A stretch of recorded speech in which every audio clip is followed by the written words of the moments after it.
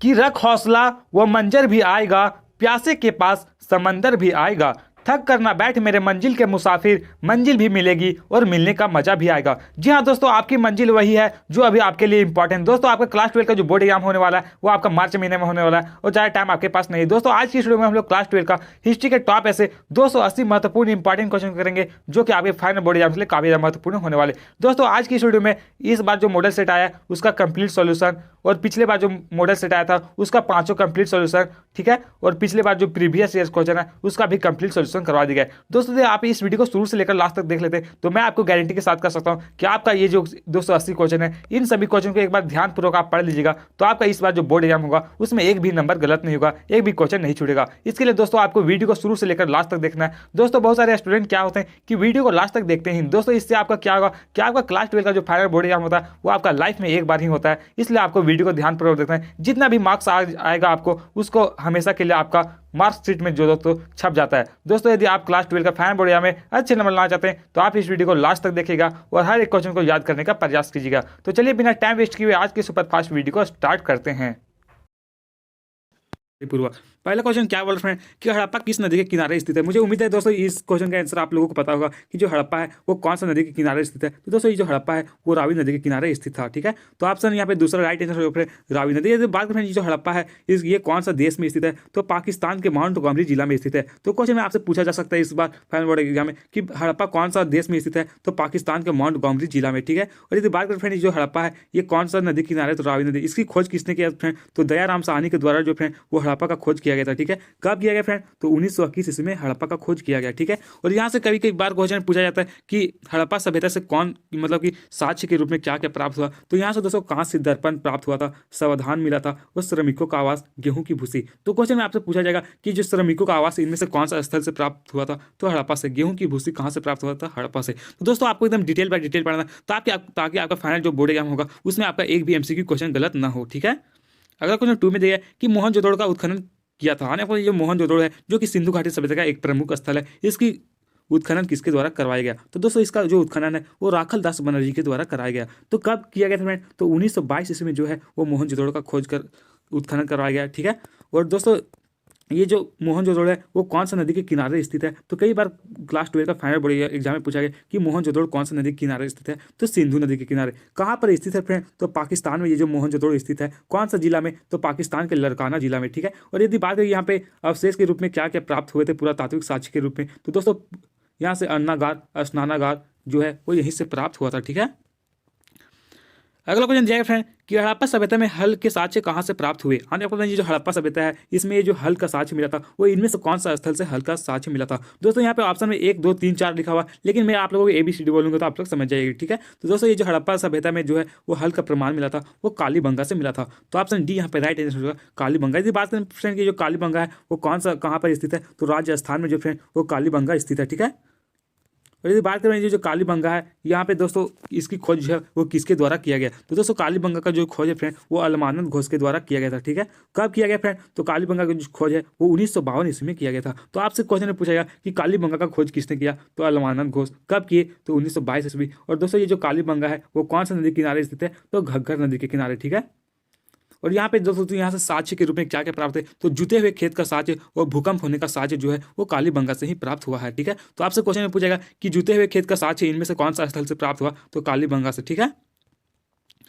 अगला क्वेश्चन दिया गया फ्रेंड कि सिंधु घाटी सभ्यता में सबसे बड़ा शहर कौन सा था। काफी ज्यादा BBI क्वेश्चन फ्रेंड पिछली बार आपका बोर्ड एग्जाम में पूछा गया कि जो सिंधु घाटी सभ्यता है इसमें सबसे बड़ा शहर कौन सा था। तो दोस्तों मोहनजोदड़ो जो है वो सबसे बड़ा शहर था। तो ऑप्शन यहाँ पे right answer option B Mohenjodaro. इसका खोज किसने किया फ्रेंड तो राखल दास बनर्जी। मैंने आपको पहले ही बताया कब किए थे तो 1922 ईस्वी में। लेकिन दोस्तों यदि आपसे यहाँ पूछेगा सिंधु घाटी सभ्यता में सबसे बड़ा स्थल कौन सा है तो दोस्तों राखी गढ़ी जो है वो अगर ऑप्शन में राखी गढ़ी रहेगा तो आपको राखी गढ़ी सही आंसर करना, क्योंकि दोस्तों कुछ दिन पहले जो है वो सिंधु घाटी सभ्यता में सबसे बड़ा स्थल जो है वो राखी गढ़ी को घोषित किया गया, ठीक है। बट यहाँ पे राखी गढ़ी नहीं, इसीलिए आंसर जो है वो मोहनजोदड़ो हो जाएगा।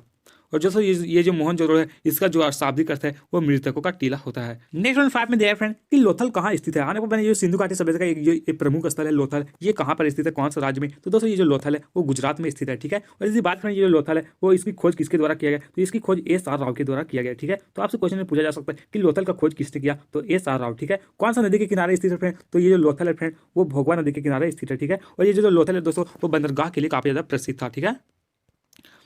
अगला क्वेश्चन दिया गया फ्रेंड कि सिंधु घाटी के निवासियों को किस धातु का ज्ञान नहीं था। काफी बार क्लास 12 का फाइनल बोर्ड एग्जाम में पूछा गया ये क्वेश्चन, और पिछले बार भी पूछा गया, ठीक है। तो सिंधु घाटी सभ्यता के लोगों के बारे में दोस्तों ये लोहा का ज्ञान नहीं था, तो ऑप्शन सी राइट आंसर होगा लोहा, ठीक है। और इस बात ये सोना है दोस्तों, ये जो सोना का आयात निर्यात कहाँ से करते थे, तो सोना का आयात निर्यात जो फ्रेंड वो सिंधु घाटी सभ्यता के लोग जो है वो दक्षिण भारत से करते थे, ठीक है। और चांदी का आयात निर्यात जो फ्रेंड वो कहाँ से करते थे, तो ईरान और अफगानिस्तान से। अगला क्वेश्चन दिया गया कि ढोलावीरा का खोज किसने किया था। तो आने पर ये ढोलावीरा है इसका खोज किसके द्वारा किया गया, तो दोस्तों ढोलावीरा का जो खोज है फ्रेंड वो जेपी जोशी के द्वारा किया गया था, ठीक है। तो ऑप्शन यहाँ पे दूसरा राइट आंसर होगा जेपी जोशी, ठीक है। और बात करें ये जो ढोलावीरा फ्रेंड वो कहाँ पर स्थित है, तो ये जो ढोलावीरा है वो गुजरात में स्थित है, ठीक है। कहाँ पर स्थित है, तो गुजरात में। और ये जो दोस्तों ढोलावीरा जो है वो पूरे हड़प्पा सभ्यता में मात्र एक ऐसा जगह है जहाँ पर बस्तियों का विकास जो है वो 3 रूपों में हुआ था, ठीक है। तो आपसे क्वेश्चन में घुमा के पूछेगा कि सिंधु घाटी सभ्यता में बस्तियों का विकास 3 भागों में वर्गों में कहाँ पर हुआ था, तो ढोलावीरा, ठीक है। बाकी सब जितने भी स्थल है वहाँ पे 2 रूपों में प्राप्त हुआ है। अगला क्वेश्चन देख रहे हैं कि महाजन पद कितने थे। आने वाले ये महाजन पदों की संख्या कुल कितनी थी, तो 16 महाजन पद थे। तो ऑप्शन सी राइट आंसर 16। और इस बार के सबसे शक्तिशाली महाजन पद कौन था, तो दोस्तों 16 महाजन पद में सबसे शक्तिशाली जो महाजन पद था वो मगध महाजन पद था, ठीक है। तो कई बार क्वेश्चन पूछा जाता है कि महाजन पदों में सबसे शक्तिशाली महाजन पद कौन था, तो मगध महाजन पद जो कि पटना में स्थित है। अगला क्वेश्चन दिया गया कि पाटलिपुत्र की स्थापना किसने की। यानी दोस्तों ये जो पाटलिपुत्र है इसका पुराना नाम जो है पटना है, इसकी स्थापना किसके द्वारा किया गया, तो इसकी स्थापना उदयन के द्वारा किया गया था। तो ऑप्शन दूसरा यहाँ पे राइट आंसर उदयन। दोस्तों यदि आप क्लास 12 का फाइनल बोर्ड एग्जाम में अच्छे नंबर ला चाहते हैं तो आप प्लीज चैनल को सब्सक्राइब कर ले, क्योंकि दोस्तों इस चैनल पर आपके क्लास 12 का फाइनल बोर्ड एग्जाम की तैयारी बहुत ही बेहतरीन तरीके से करवाया जा रहा है, ठीक है। तो जिन भाई और बहनों ने चैनल को सब्सक्राइब कर लिया उन लोगों के तहे दिल से धन्यवाद, और जिन लोगों ने चैनल को सब्सक्राइब नहीं किया यार प्लीज चैनल को सब्सक्राइब कर ले। अगला क्वेश्चन दे कि मौर्य साम्राज्य का संस्थापक कौन था, तो दोस्तों चंद्रगुप्त मौर्य जो है वो मौर्य साम्राज्य के संस्थापक थे। तो ऑप्शन यहाँ पे डी राइट आंसर होगा चंद्रगुप्त मौर्य। अगला क्वेश्चन दिया गया कि कलिंग का युद्ध कब हुआ था। दोस्तों कलिंग का युद्ध जो है वो 261 ईसा पूर्व हुआ था। तो ऑप्शन यहाँ पे राइट आंसर ऑप्शन बी होगा 261 ईसा पूर्व। नेक्स्ट क्वेश्चन है कि इंडिका की रचना किसने की। तो दोस्तों ये जो इंडिका पुस्तक है इसकी जो रचना है वो मेगास्थनीज के द्वारा किया गया था, ठीक है। तो ऑप्शन ये राइट आंसर होगा मेगास्थनीज। और दोस्तों मैं आप लोगों को एक क्वेश्चन पूछ रहा कि जो इंडिका की रचना जो है वो मेगास्थनीज के द्वारा किया गया, लेकिन दोस्तों ये जो कौटिल्य है वो इसकी रचना किस कौटिल्य जो फ्रेंड वो कौन सा पुस्तक की रचना किए थे, इसका आंसर जो है वो आप लोग सभी लोग कमेंट बॉक्स में कमेंट करके जरूर लिखिएगा, ठीक है, कि कौटिल्य जो है वो कौन सा पुस्तक की रचना किए थे। अगला क्वेश्चन देखिए फ्रेंड कि प्राचीन भारत में अभिलेख लिखने की शुरुआत किस राजवंश ने की थी। आने वाले प्राचीन भारत में अभिलेख लिखने की जो शुरुआत है वो इनमें से कौन सा राजवंश के द्वारा शुरू किया था, तो मौर्य राजवंश राइट आंसर हो जाएगा। आने ऑप्शन बी यहाँ पे करेक्ट आंसर हो जाएगा। और यदि बात करें किसके द्वारा शुरू किया गया था, तो दोस्तों ये जो अशोक के द्वारा शुरू किया गया था, ठीक है, अभिलेख लिखने का। अगला क्वेश्चन दिया गया फ्रेंड कि शक संवत का आरंभ किसने किया था। ये शक संवत है इसकी प्रारंभ जो है वो किसके द्वारा किया गया था, तो दोस्तों इसकी जो प्रारंभ है वो कनिष्क के द्वारा किया गया। तो ऑप्शन सी राइट आंसर होगा कनिष्क। नेक्स्ट क्वेश्चन दिया गया कि नालंदा विश्वविद्यालय की स्थापना किसने किया था। काफी अभी भी क्वेश्चन फ्रेंड कि ये जो नालंदा विश्वविद्यालय है इसकी स्थापना किसके द्वारा किया गया, तो दोस्तों ये जो नालंदा विश्वविद्यालय है इसकी स्थापना जो है वो कुमार गुप्त के द्वारा किया गया था। तो ऑप्शन ये राइट आंसर होगा कुमार गुप्त। ये जो नालंदा विश्वविद्यालय कहाँ पर स्थित है फ्रेंड, तो बिहार पटना में, ठीक है, बिहार में। अगला क्वेश्चन देख रहे हैं कि भारत का शेक्सपियर किसे कहा जाता है। दोस्तों जो भारत का शेक्सपियर है वो कालिदास को कहा जाता है। तो ऑप्शन बी राइट आंसर हो जाएगा कालिदास। फ्रेंड यहाँ पे जितने भी क्वेश्चन बनाए रहे हैं ये सभी क्वेश्चन काफी ज्यादा इजी है, क्योंकि दोस्तों मैंने ये जो हिस्ट्री का क्वेश्चन है ये सभी चैप्टर का इंपॉर्टेंट एमसीक्यू क्वेश्चन इस चैनल में करवा दिए। तो जिन लोगों ने चैनल में जाकर देखा तो प्लीज जाकर देख ले, क्योंकि वहाँ पे हर एक चैप्टर का एकदम अच्छी तरीके से चैनल में एकदम बेहतरीन तरीके से तैयारी करवाई है, ठीक है। अगला क्वेश्चन दिया गया कि निम्नलिखित में से किसने सबसे पहले भारत में स्वर्ण सिक्के जारी किया था। आने आपको इनमें से कौन जो फ्रेंड वो सबसे पहली बार भारत में स्वर्ण सिक्के जारी किया था, तो दोस्तों हिंद यूनानियों के द्वारा भारत में पहली बार स्वर्ण सिक्के जारी किया था। तो ऑप्शन सी राइट आंसर हो जाएगा। अगला क्वेश्चन दिया गया कि महात्मा बुद्ध का जन्म कहाँ हुआ था। काफी ज्यादा भी क्वेश्चन, ये महात्मा बुद्ध है इनका जन्म कहाँ पर हुआ था, तो दोस्तों इनका जो जन्म है वो लुम्बिनी में हुआ था, ठीक है। लुम्बिनी कहाँ पर स्थित है, तो ये जो लुम्बिनी है वो नेपाल में स्थित है, ठीक है। और यदि बात करें जो महात्मा बुद्ध है इनका जन्म कब हुआ, तो 563 ईसा पूर्व जो फ्रेंड वो महात्मा बुद्ध को जन्म हुआ था। वो इन्हें ज्ञान की जो प्राप्ति है वो बोध गया पटना में हुआ था, ठीक है। अगला क्वेश्चन दिया गया कि स्तूप का संबंध है। आपको बताइए जो स्तूप है इसका संबंध इनमें से किससे है, तो बौद्ध धर्म से। तो ऑप्शन बी राइट आंसर हो जाएगा।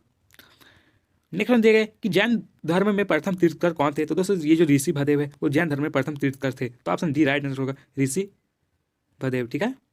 नेक्स्ट दिया गया कि महावीर के बचपन का नाम क्या था। तो दोस्तों ये महावीर है, इनका बचपन का जो नाम है वो वर्धमान था। तो ऑप्शन 2 राइट आंसर होगा वर्धमान। और ये जो सिद्धार्थ है ये किनका नाम था, तो गौतम बुद्ध का जो नाम था बचपन का वो सिद्धार्थ था। नेक्स्ट दिया गया कि किस पेड़ के नीचे महावीर को ज्ञान की प्राप्ति हुआ था। दोस्तों यहाँ पे बहुत सारे स्टूडेंट कंफ्यूज हो सकते हैं कि कौन सा पेड़ के नीचे जो है वो महावीर को ज्ञान प्राप्ति हुआ था। तो साल वृक्ष के पेड़ के नीचे फ्रेंड वो महावीर को ज्ञान की प्राप्ति हुआ था। लेकिन यहाँ पे आपसे क्वेश्चन में पूछा जाएगा कि किस पेड़ के नीचे जो है वो गौतम बुद्ध को ज्ञान की प्राप्ति हुई थी। तो गौतम बुद्ध की बात करें तो गौतम बुद्ध को जो है वो पीपल के पेड़ के नीचे प्राप्त हुआ था। ठीक है, कहाँ पे, तो गया में। अगला क्वेश्चन देखिए, सांची मध्य प्रदेश के किस शहर में स्थित है। तो दोस्तों ये जो सांची है वो रायसेन में स्थित है। तो ऑप्शन सी राइट आंसर होगा रायसेन। नेक्स्ट क्वेश्चन दिया गया है कि विजयनगर साम्राज्य की स्थापना हुई थी। आने ये जो विजयनगर साम्राज्य है इसकी स्थापना कब हुई। तो दोस्तों ये जो विजयनगर साम्राज्य है इसकी स्थापना जो है वो 1336 ईस्वी में हुआ था। ठीक है, किसके द्वारा किया गया फ्रेंड, तो इसकी स्थापना जो फ्रेंड वो हरिहर और बुक्का के द्वारा किया गया था। ठीक है, तो आपसे क्वेश्चन में पूछा जाएगा कि विजयनगर साम्राज्य की इसकी स्थापना किसके द्वारा किया गया था। तो हरिहर और बुक्का ये दोनों भाई थे, इन लोगों के द्वारा ही दोस्तों विजयनगर साम्राज्य की स्थापना किया गया था। कब किया गया, तो 1336 ईस्वी में। दोस्तों विजयनगर साम्राज्य में टोटल 4 वंशों ने शासन किया, संगम वंश, सुलु वंश, तुलु वंश और राविड वंश। ठीक है, अगला क्वेश्चन ये है कि गोपुरम क्या है ना, वो बताना ये गोपुरम है वो क्या है। तो दोस्तों गोपुरम जो है वो मंदिरों का मुख्य प्रवेश द्वार, उसको गोपुरम कहा जाता था। तो ऑप्शन सी राइट आंसर होगा मंदिरों का मुख्य प्रवेश द्वार। नेक्स्ट क्वेश्चन है कि प्रसिद्ध विरूपाक्ष मंदिर कहाँ स्थित है। तो दोस्तों ये जो प्रसिद्ध विरूपाक्ष मंदिर है वो हम्पी में स्थित है। ठीक है, तो ऑप्शन बी राइट आंसर होगा हम्पी। दोस्तों ये जो हम्पी है वो विजयनगर साम्राज्य की राजधानी है। ठीक है, तो आपसे क्वेश्चन पूछेगा कि विजयनगर की राजधानी कहाँ पे है, तो हम्पी। ठीक है, इसकी स्थापना किसने किया, तो विजयनगर की स्थापना मैंने बताया कि हरिहर और बुक्का के द्वारा 1336 ईस्वी में किया गया था। अगला क्वेश्चन दिया गया कि भक्ति आंदोलन को दक्षिण भारत से उत्तर भारत लाने का कौन लाए थे। आने को जो भक्ति आंदोलन है जो कि 7वीं सदी में शुरुआत हुई थी। दोस्तों ये जो इसके आंदोलन है वो उत्तर भारत से जो है वो दक्षिण भारत में किसके द्वारा लाया गया था, यानी दक्षिण भारत से उत्तर भारत। तो दोस्तों रामानंद के द्वारा जो है वो भक्ति आंदोलन जो है वो दक्षिण भारत से उत्तर भारत में लाया गया था। ठीक है, और क्वेश्चन में आपसे ऐसे पूछा जाता है कि जो भक्ति आंदोलन इसको प्रारंभ करने का श्रेय किसा जाता है। तो दोस्तों ये भक्ति आंदोलन इससे प्रारंभ करने का जो श्रेय है वो शंकराचार्य को जाता है। ठीक है, अगला क्वेश्चन दिया गया कि पाहन पूजे तो हरि मिले किसका काव्य पंक्ति है। बताना ये जो पंक्ति है कि पाहन पूजे तो हरि मिले ये किसकी पंक्ति है, तो ये कबीर दास की है। ठीक है, तो ऑप्शन डी राइट आंसर होगा कबीर दास।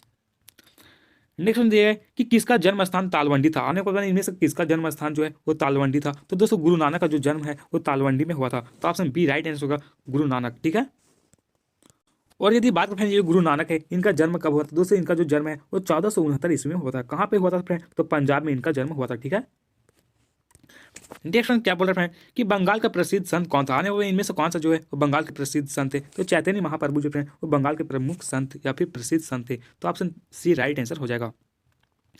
नेक्स्ट क्या बोला है कि खानकाह का क्या अर्थ है ना, बताइए जो खानकाह है इसका अर्थ क्या होता है। दोस्तों ये खानकाह का अर्थ जो होता है वो आश्रम होता है। ठीक है, तो ऑप्शन ये राइट आंसर हो जाएगा। दोस्तों यहाँ पे आपसे क्वेश्चन में घुमा के पूछा जाएगा कि जो खानकाह का अर्थ क्या है यहाँ पे पूछा गया, लेकिन इस वर्ष पूछा जाएगा कि जो मुरीद है इसका अर्थ क्या होता है। दोस्तों मुरीद का जो अर्थ है वो शिष्य होता है। ठीक है, और यदि बात करें जियारत का अर्थ क्या होता है, जियारत का जो अर्थ है वो दरगाह की यात्रा होता है। वो गुरु का कभी कभी पूछा है तो गुरु का अर्थ जो क्या होता है, तो गुरु का अर्थ जो है वो पीर होता है। ठीक है, पीर।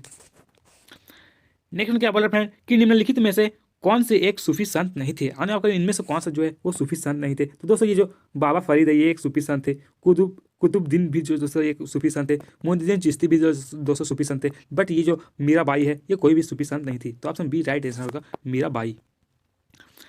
नेक्स्ट में दिया गया कि शेख निजामुद्दीन औलिया का दरगाह कहाँ स्थित है। दोस्तों ये जो शेख निजामुद्दीन औलिया है इनका जो दरगाह है वो दिल्ली में स्थित था। ठीक है, तो ऑप्शन बी राइट आंसर होगा दिल्ली।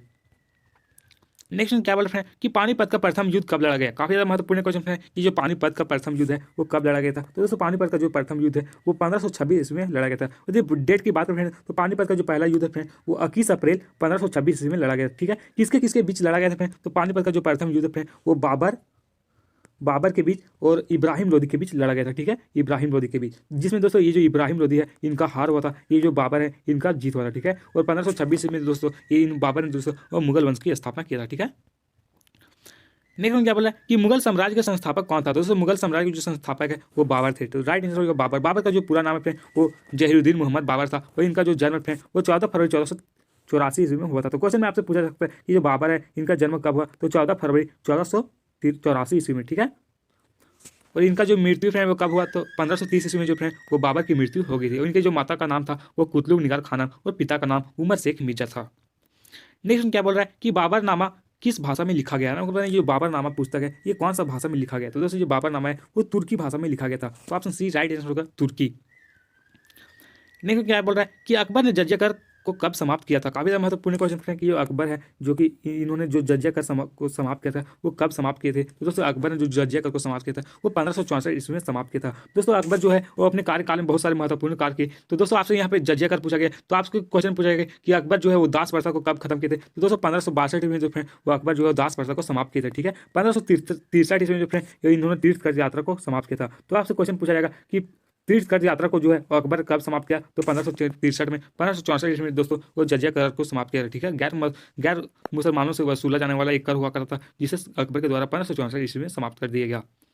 अगला क्वेश्चन बोल रहा है कि अकबरनामा किसने लिखा था। काफी ज्यादा बीबीए क्वेश्चन फ्रेंड की जो अकबरनामा पुस्तक है इसके लेखक कौन है। तो अबुल फजल। ठीक है, अबुल फजल के द्वारा फ्रेंड ये जो अकबरनामा पुस्तक है वो लिखा गया। कौन सा भाषा में लिखा गया आपसे पूछा जा सकता है। तो ये जो पुस्तक है वो फारसी भाषा में लिखा गया था। ठीक है, नेक्स्ट क्या बोल रहे फ्रेंड्स कि सर्वप्रथम किस मुगल शासक ने तंबाकू का सेवन किया था। आने आपको कौन सा शासक जो है वो पहली बार जो फ्रेंड वो तंबाकू का प्रयोग किया था, तंबाकू का सेवन किया था। तो दोस्तों अकबर जो फ्रेंड वो तंबाकू का सेवन पहली बार किया था। और लेकिन क्वेश्चन में आपसे पूछा जाएगा कि पहले जो तंबाकू का प्रतिबंध है वो किसने लगाया था, तंबाकू पर प्रतिबंध। तो ये जो जहांगीर है फ्रेंड वो इन्होंने जो दोस्तों वो तंबाकू पर प्रतिबंध लगा दिया था। लेकिन यहाँ पे क्वेश्चन पूछा गया कि सर्वप्रथम किस मुगल शासक ने तंबाकू का सेवन किया। तो अकबर। ठीक है, नेक्स्ट क्या बोल रहा है कि मुगल प्रशासन में जिला को किस नाम से जाना जाता था। तो दोस्तों मुगल प्रशासन ये जो जिला है उसे सरकार कहा जाता था। ठीक है, तो ऑप्शन बी राइट आंसर होगा सरकार।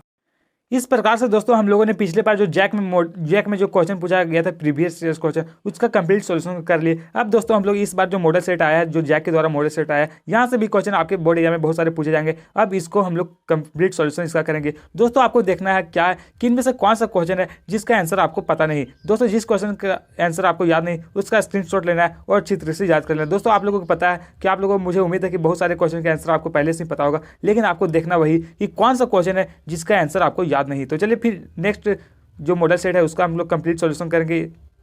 पहला क्वेश्चन फ्रेंड जो कि आपके बोर्ड एग्जाम के लिए काफी महत्वपूर्ण क्वेश्चन है कि 1922 ईस्वी में मोहनजोदड़ो की खोज किसने की। आने वाले ये मोहनजोदड़ो की खोज जो 1922 ईस्वी में हुआ वो किसके द्वारा हुआ। तो दोस्तों राखल दास बनर्जी ने जो है वो मोहनजोदड़ो का खोज किया था। ठीक है, तो ऑप्शन ये राइट आंसर हो जाएगा राखल दास बनर्जी। और इस बात की जो मोहनजोदड़ो है वो कौन सा नदी के किनारे स्थित है। दोस्तों मोहनजोदड़ो जो है वो सिंधु नदी के किनारे स्थित है। और इस बात की जो मोहनजोदड़ो है वो अभी कहाँ पर है, तो पाकिस्तान में। ठीक है, और किसके नेतृत्व में इसका खोज हुआ फ्रेंड, तो जॉन मार्शल के नेतृत्व में। दोस्तों इस प्रकार हम लोगों ने दोस्तों क्लास 12 का जो पिछले बार जो क्वेश्चन पूछा गया था प्रीवियस इंडिका की रचना उसका कंप्लीट सॉल्यूशन कर लिए। और अब दोस्तों अब इस बार जो मॉडल सेट आया है उसका कंप्लीट सॉल्यूशन करेंगे। ठीक है, तो दोस्तों इसको भी आपको ध्यानपूर्वक देखना है और हर एक क्वेश्चन जो कि आपके स्क्रीन पर है प्रयास पुरानों की संख्या दोस्तों यहां से आपके पुरानों की कुल संख्या की बात करें तो पुरानों की कुल 18 है। तो राइट आंसर होगा। जिन भाई बहनों ने चैनल को सब्सक्राइब कर लिया उन लोगों को तहे दिल से धन्यवाद। जिन लोगों ने चैनल को सब्सक्राइब नहीं किया यार प्लीज चैनल को सब्सक्राइब नीति का प्रतिपादन भारत में किसने किया। आने वाली ये 16 ये कुल नीति है इसका प्रतिपादन जो है भारत में किसके द्वारा किया गया था। तो 16 ये कुल प्रतिपादन की जो है वो भारत में जो है वो अकबर के द्वारा किया गया। तो ऑप्शन बी राइट आंसर होगा अकबर। यदि भारत में ये अकबर है इनका जन्म कब हुआ। तो दोस्तों इनका जो जन्म है वो 15 अक्टूबर दोस्तों 1542 ईस्वी को हुआ था। तो कई बार क्वेश्चन में आपसे पूछा जा सकता है कि अकबर का जन्म कब हुआ। तो 15 अक्टूबर 1542 ईस्वी को। और इनका पूरा नाम जो है वो जलालुद्दीन मोहम्मद अकबर था। ठीक है, नेक्स्ट 5 दिए गए कि इब्न बतूता ने अपनी यात्रा का विवरण किस भाषा में लिखा था। आने के बाद जो इब्न बतूता है वो अपनी यात्रा का जो विवरण किया था वो कौन सा भाषा में किया था। तो दोस्तों इब्न बतूता जो है अपनी यात्रा का विवरण जो है वो अरबी भाषा में किए थे। तो ऑप्शन डी राइट आंसर होगा अरबी भाषा। ठीक है, और इस बात में जो इब्न बतूता है इनका जन्म कब हुआ। तो दोस्तों इब्न बतूता का जो जन्म है वो 24 फरवरी 1304 ईस्वी को हुआ था। कहाँ पर हुआ था फ्रेंड, तो मोरक्को के तेंजिर शहर में। ठीक है, और इनकी मृत्यु की बात करें तो इनका जो मृत्यु है वो 1377 ईस्वी में हुआ था। ठीक है, और ये भारत कब आए थे इब्न बतूता, तो 1333 में भारत आए थे। और कई बार क्वेश्चन में पूछा जाएगा कि इब्न बतूता भारत कब आए, तो 1333 में। यदि ईस्वी नहीं दिया जाएगा तो आपको सदी दिएगा, तो 14वीं सदी में भारत आए थे। ठीक है, और किसके कार्यकाल में आए, तो एमबीटी के कार्यकाल में। देखो 6 में दिया गया कि दामिन ये कोह क्या था। ये दामिन ये कोह है वो क्या था। दोस्त दामिन ये कोह जो है वो एक भूभाग था। तो ऑप्शन ये राइट आंसर होगा भूभाग, यानी यह पार्ट ऑफ लैंड यानी जमीन का टुकड़ा। ठीक है, अगला क्वेश्चन 7 में है कि रामानंद के शिष्य कौन थे। तो दोस्तों रामानंद के शिष्य जो है वो रैदास भी थे, कबीर भी थी और धन्ना एवं पीपा भी थे। तो ऑप्शन डी राइट आंसर होगा इनमें सभी। जो जी हाँ दोस्तों ये जो सभी है वो रैदास के शिष्य थे, रामानंद के शिष्य थे। तो ऑप्शन डी राइट आंसर हो जाएगा। अगला क्वेश्चन 8 में दिया गया कि 1939 ईस्वी में फॉरवर्ड ब्लॉक की स्थापना किसने किया? आने वाले 1939 में फॉरवर्ड ब्लॉक की स्थापना जो है वो किसके द्वारा किया गया? तो इसकी जो स्थापना फ्रेंड वो सुभाष चंद्र बोस के द्वारा किया गया। तो ऑप्शन सी राइट आंसर होगा सुभाष चंद्र बोस। फ्रेंड्स यहाँ पे जितने भी क्वेश्चन बताए जा रहे हैं ये सभी क्वेश्चन आपके फाइनल बोर्ड एग्जाम के लिए काफी ज्यादा महत्वपूर्ण होने वाले, तो प्लीज आप इन सभी क्वेश्चन को अच्छी तरीके से याद कर लीजिएगा, ठीक है। अगला क्वेश्चन ध्यान दिया कि जालियांवाला बाग हत्याकांड कब हुआ? काफी ज्यादा इंपॉर्टेंट हो फ्रेंड आपके बोर्ड एग्जाम्स के लिए। तो दोस्तों जालियांवाला बाग हत्याकांड जो है वो 13 अप्रैल 1919 ईस्वी को हुआ था। तो ऑप्शन सी राइट आंसर हो जाएगा 13 अप्रैल 1919 ईस्वी। अगला क्वेश्चन 10 में है कि संथाल विद्रोह का नेता था। आने को ये जो संथाल विद्रोह है इसका नेता कौन थे? दोस्तों संथाल विद्रोह का नेता की बात करें तो इसका जो नेता थे वो सिद्धू और कान्हू थे। तो ऑप्शन ये यहाँ पे राइट आंसर होगा सिद्धू और कान्हू। और यदि बात की जो संथाल विद्रोह है वो कब हुआ था? तो 1855 ईस्वी में जो फ्रेंड वो संथाल विद्रोह हुआ था, ठीक है। नेक्स्ट 11 देखिए कि बुद्ध के बचपन का नाम क्या था? ये बुद्ध है इनके बचपन का नाम क्या था? तो दोस्तों बुद्ध का जो बचपन का नाम था वो सिद्धार्थ था। तो ऑप्शन डी यहाँ पे राइट आंसर होगा सिद्धार्थ। तो यदि बात करें इनका जन्म कब हुआ? दोस्तों इनका जो जन्म है वो 563 ईस्वी में हुआ था। कहाँ पर हुआ था फ्रेंड? तो लुम्बिनी में। ये लुम्बिनी कहाँ पर है? तो नेपाल में स्थित है, ठीक है। यदि इनके पिता के नाम की बात करें तो इनके पिता का नाम शुद्धोधन था और माता का नाम महामाया था। तो कई बार क्वेश्चन में आपसे पूछा जा सकता है कि बुद्ध का जन्म कहाँ पर हुआ? तो लुम्बिनी में, ठीक है। कब हुआ? तो 563 ईस्वी में। 12 में देखा कि बंगाल का विभाजन कब हुआ था? दोस्तों बंगाल के विभाजन की बात करें तो दोस्तों बंगाल का जो विभाजन हुआ था वो 1905 ईस्वी में हुआ था। तो ऑप्शन बी यहाँ पे राइट आंसर होगा 1905 ईस्वी। 13 में देखा कि मुस्लिम लीग द्वारा मुक्ति दिवस कब मनाया जाता है ना? ये मुस्लिम लीग द्वारा मुक्ति दिवस जो मनाया जाता है वो कब मनाया जाता है? तो दोस्तों मुस्लिम लीग द्वारा 22 दिसंबर 1939 ईस्वी को जो फ्रेंड वो मुक्ति दिवस मनाया जाता है। तो ऑप्शन डी यहाँ पे करेक्ट आंसर होगा 22 दिसंबर 1939। नेक्स्ट 40 में दिया गया कि किसका जन्म स्थान तालवंडी था? इनमें से कौन सा व्यक्ति का जो जन्म स्थान है वो तलवंडी था? तो दोस्तों गुरु नानक का जो जन्म स्थान है वो तालवंडी था। तो ऑप्शन बी राइट आंसर होगा नानक या फिर गुरु नानक। अगला क्वेश्चन देखते हैं हम दिया गया कि विजयनगर की यात्रा निम्न में से किसने किया? आने वाले इनमें से कौन से यात्री जो है जो कि विजयनगर की यात्रा किए थे? तो दोस्तों सबसे पहले हम जानते हैं ये विजयनगर है इसकी स्थापना किसके द्वारा किया गया? तो दोस्तों इसकी स्थापना जो है वो 1336 ईस्वी में फ्रेंड हरिहर और बुक्का प्रथम ये दोनों भाई थे, इन लोगों के द्वारा जो है वो विजयनगर की स्थापना किया गया। लेकिन यहाँ पे क्वेश्चन पूछा गया कि विजयनगर की यात्रा निम्न में से कौन से यात्री ने की? तो निकोल कॉन्टी जो फ्रेंड वो विजयनगर की यात्रा किया था, ठीक है। तो ऑप्शन सी यहाँ पे राइट आंसर होगा निकोली कॉन्टी। अगला 60 में दिया है कि असहयोग आंदोलन की शुरुआत किसने की? ये जो असहयोग आंदोलन है काफी आसान क्वेश्चन फ्रेंड, आगे आसान क्वेश्चन है कि जो असहयोग आंदोलन है इसकी शुरुआत किसने की? तो दोस्तों महात्मा गांधी के द्वारा असहयोग आंदोलन की शुरुआत किया गया। तो ऑप्शन ये राइट आंसर होगा महात्मा गांधी। नेक्स्ट ऑप्शन दिया गया कि महाभारत का युद्ध कितने दिनों तक चला? आने को ये महाभारत का युद्ध है वो कितने दिनों तक चला था? तो दोस्तों महाभारत का जो युद्ध है वो 18 दिनों तक चला था। तो ऑप्शन सी राइट आंसर होगा 18 दिन। और इस बात जो महाभारत है इसके रचयिता कौन है? तो दोस्तों महाभारत के जो रचयिता है वो वेद व्यास है, ठीक है। तो आपसे क्वेश्चन में पूछा जा सकता है कि महाभारत को किसने लिखा? तो वेद व्यास। और ये जो रामायण को किसने लिखा? तो वाल्मीकि, ठीक है। 18 में देखा कि किस मुगल शासक ने हिंदुओं पर से जजिया कर हटाया था? ना इनमें से कौन सा मुगल शासक जो है जो कि हिंदू पर जो जजिया कर लगाया जाता था उसको हटा दिया गया था? तो दोस्तों अकबर के द्वारा जो फ्रेंड वो जजिया कर को हटाया गया था। तो ऑप्शन बी राइट आंसर होगा अकबर। और ये बात में अकबर है इनका कार्यकाल कब से कब तक था? दोस्तों इनका कार्यकाल जो है वो 1556 ईस्वी से लेकर के 1605 ईस्वी के बीच चला था, ठीक है। तो दोस्तों अकबर ने जो फ्रेंड अपने कार्यकाल में बहुत सारे अच्छे काम किए जिनमें से बहुत कुछ मैं बता देता हूँ। दोस्तों 1562 ईस्वी में दोस्तों इन्होंने सबसे पहले दास प्रथा को हटाया था, ठीक है। 1563 ईस्वी में तीर्थकर यात्रा को हटाया था और 1564 ईस्वी में जो फ्रेंड वो जजिया कर हटाया था। दोस्तों जजिया कर जो है वो गैर मुसलमानों से लिया जाने वाला एक कर था। 19 में देखा कि बीजक में किसका उपदेश संग्रहित है? आने वाली जो बीजक है इसमें किसका उपदेश संग्रहित है? तो कबीर का। तो ऑप्शन ये राइट आंसर होगा कबीर। नेक्स्ट दिया गया आपके स्क्रीन पर है फ्रेंड कि बुलंद दरवाजा कहाँ है? काफी आसान क्वेश्चन फ्रेंड, ये जो बुलंद दरवाजा है वो कहाँ पर स्थित है? तो फतेहपुर सीकरी। तो ऑप्शन ये राइट आंसर होगा फतेहपुर सीकरी। अगला 21 में दिया है कि भारतीय राष्ट्रीय कांग्रेस की स्थापना किस वर्ष हुई? आने वाली जो भारतीय राष्ट्रीय कांग्रेस है इसकी स्थापना जो है वो कौन सा वर्ष हुई थी? तो दोस्तों भारतीय राष्ट्रीय कांग्रेस की स्थापना जो है वो 1885 ईस्वी में हुआ था। तो राइट आंसर ऑप्शन बी हो जाएगा 1885 ईस्वी। लेकिन 22 में दिया कि संथाल विद्रोह किस वर्ष हुआ? ना ये संथाल विद्रोह है वो कब हुआ था? दोस्तों संथाल विद्रोह जो है वो 1855 ईस्वी में हुआ था। तो ऑप्शन यहाँ पे सी राइट होगा 1855। और इसके नेतृत्वकर्ता कौन कौन थे? तो सिद्धू और कान्हू, ठीक है। लेकिन 23 में देखा कि भारत आने वाला प्रथम पुर्तगाली कौन था? काफी इंपॉर्टेंट फ्रेंड आपके एग्जाम्स के लिए जो भारत आने वाले प्रथम पुर्तगाली कौन थे? तो वास्को डिगामा जो फ्रेंड वो भारत आने वाले प्रथम पुर्तगाली थे। और दोस्तों इन्होंने ही दोस्तों भारत का खोज किया था। तो क्वेश्चन में आपसे पूछा जा सकता है कि भारत का खोज किसने किया? तो वास्को डिगामा। कब किए फ्रेंड? तो 1498 ईस्वी में जो फ्रेंड वो वास्को डिगामा जो है वो भारत की खोज किए थे। लेकिन 24 में देखा कि हड़प्पा किस युग की सभ्यता है? तो दोस्तों हड़प्पा जो है वो एक कांस्य युगीन सभ्यता है, ठीक है। तो ऑप्शन बी यहाँ पे राइट आंसर होगा कांस्य युगीन। और दोस्तों बात करें जो हड़प्पा है इसकी खोज किसने किया? तो दोस्तों इसका खोज जो है वो दयाराम साहनी के द्वारा किया गया था। कब किया गया था फ्रेंड? तो 1921 ईस्वी में। कौन सा नदी के किनारे स्थित है? ये जो हड़प्पा जो है वो रावी नदी के किनारे स्थित है। नेक्स्ट 25 में देखिए कि मुस्लिम लीग की स्थापना किस वर्ष हुई, यानी ये मुस्लिम लीग है, इसकी स्थापना जो है वो कौन सा वर्ष हुआ था, तो 1606 में जो है वो मुस्लिम लीग की स्थापना हुआ था। तो ऑप्शन बी राइट आंसर होगा 1606।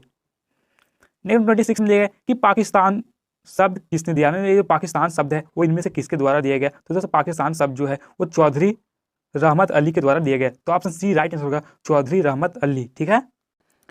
नेक्स्ट 27 देखिए कि भारत का प्रथम मुगल शासक कौन था, जो भारत का प्रथम मुगल शासक कौन था, तो दोस्तों भारत का प्रथम मुगल शासक जो है वो बाबर था। तो ऑप्शन ये राइट आंसर होगा बाबर, ठीक है। और यदि बात करें जो बाबर है इनका पूरा नाम क्या था, तो जहीरुद्दीन मोहम्मद बाबर, ठीक है। और यदि बात करें ये जो मुगल वंश की स्थापना इसी के द्वारा किया गया था, ठीक है, बाबर के द्वारा। और कब किया था फ्रेंड, तो 1526 ईस्वी में जो फ्रेंड वो मुगल वंश की स्थापना जो है वो बाबर के द्वारा किया गया। और इनका जन्म कब हुआ, तो दोस्तों इनका जो जन्म फ्रेंड वो 14 फरवरी 1484 ईस्वी को जो फ्रेंड इनका जन्म हुआ था, ठीक है। और इनके पिता का नाम जो फ्रेंड वो उमर शेख मिर्जा था और माता का नाम कुतलुक निगार खानम था। नेक्स्ट 28 में देखिए कि गुप्त राजवंश के किस शासक को भारत का नेपोलियन कहा जाता है, इनमें से कौन सा शासक को जो फ्रेंड वो भारत का नेपोलियन कहा जाता है, तो दोस्तों भारत का जो नेपोलियन है वो समुद्रगुप्त को कहा जाता है। तो ऑप्शन ये राइट आंसर होगा समुद्रगुप्त। नेक्स्ट 29 में दिया गया कि अमुक्त माल्यद नामक ग्रंथ के लेखक कौन है, ये अमुक्त माल्यद है इसके लेखक कौन है, तो इसके जो लेखक है वो कृष्ण देव राय हैं। तो ऑप्शन सी राइट आंसर होगा कृष्ण देव राय। ये जो पुस्तक है वो कौन सा भाषा में लिखा गया, तो दोस्तों ये जो पुस्तक है वो तेलुगु भाषा में लिखा गया है, ठीक है। और दोस्तों ये जो कृष्ण देव राय हैं ये तुलु वंश के सबसे महान शासक थे, ठीक है। और इनका कार्यकाल की बात करें तो दोस्तों इनका कार्यकाल जो है वो 1500 तुलु वंश का जो कार्यकाल है वो 1505 ईस्वी से लेकर के 1665 ईस्वी तक रहा, ठीक है। दोस्तों विजयनगर में कुल 4 वंशों ने शासन किया, संगम वंश, सुलु वंश, तुलु वंश और अराविडु वंश। दोस्तों तुलु वंश के जो सबसे महान शासक थे वो कृष्ण देव राय ही थे, ठीक है।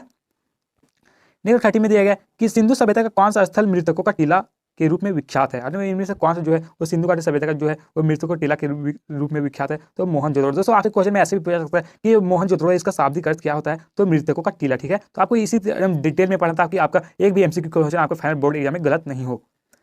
नेक्स्ट 31 में दिया गया कि पीरदर्शी किस शासक को कहा जाता है, दोस्तों 31 का जो राइट आंसर फ्रेंड वो हो जाएगा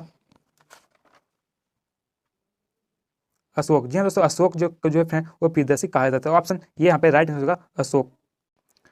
नेक्स्ट 32 में देखा कि अर्थशास्त्र के लेखक कौन है, दोस्तों अर्थशास्त्र के लेखक की बात करें दोस्तों अर्थशास्त्र के जो लेखक है वो कौटिल्य है। दोस्तों कौटिल्य को और भी कई नामों से जाना जाता है, जैसे चाणक्य और विष्णुगुप्त। तो दोस्तों यदि आपको कौटिल्य ऑप्शन में नहीं रहेगा और चाणक्य या फिर विष्णुगुप्त में कोई भी रहेगा तो आपको सही आंसर कर देना, ठीक है। नेक्स्ट 33 में देखा कि अकबरनामा के रचनाकार कौन थे, यानी ये अकबरनामा है इसके रचनाकार कौन है, तो दोस्तों अकबरनामा जो है फ्रेंड वो किसके द्वारा लिखा गया, तो दोस्तों अकबरनामा जो है वो अबुल फजल के द्वारा लिखा गया। तो ऑप्शन डी यहाँ पे राइट आंसर होगा अबुल फजल। कौन सा भाषा में लिखा गया फ्रेंड, तो जो अकबरनामा फ्रेंड वो फारसी भाषा में लिखा गया, ठीक है। तो क्वेश्चन में आपसे पूछा जा सकता है कि अकबरनामा कौन सा भाषा में लिखा गया था, तो फारसी भाषा में। और इसमें किसके बारे में बताया गया, तो अकबर की कहानी यानी अकबर के बारे में पूरा डिटेल से बताया गया। नेक्स्ट 34 में कि दक्कन दंगा आयोग कब नियुक्त हुआ था, दोस्तों ये जो दक्कन दंगा आयोग है वो कब नियुक्त हुआ था, तो 34 का राइट आंसर जो है वो 1875 ईस्वी, ठीक है। तो ऑप्शन ये राइट आंसर हो जाएगा। नेक्स्ट 35 में देखिए कि गोलमेज सम्मेलन का आयोजन कहाँ किया गया, यानी कि जो गोलमेज सम्मेलन है इसका आयोजन कहाँ पर हुआ था, तो दोस्तों गोलमेज सम्मेलन का जो आयोजन है वो लंदन में हुआ था। तो ऑप्शन ये राइट आंसर हो जाएगा, ठीक है। नेक्स्ट 36 में देखिए कि फोर्ट विलियम की स्थापना कहाँ की गई, यानी बताने जो फोर्ट विलियम है इसकी स्थापना कहाँ पर की गई, तो इसकी स्थापना जो है वो कोलकाता में किया गया था। तो ऑप्शन बी राइट आंसर होगा कोलकाता या फिर कलकत्ता।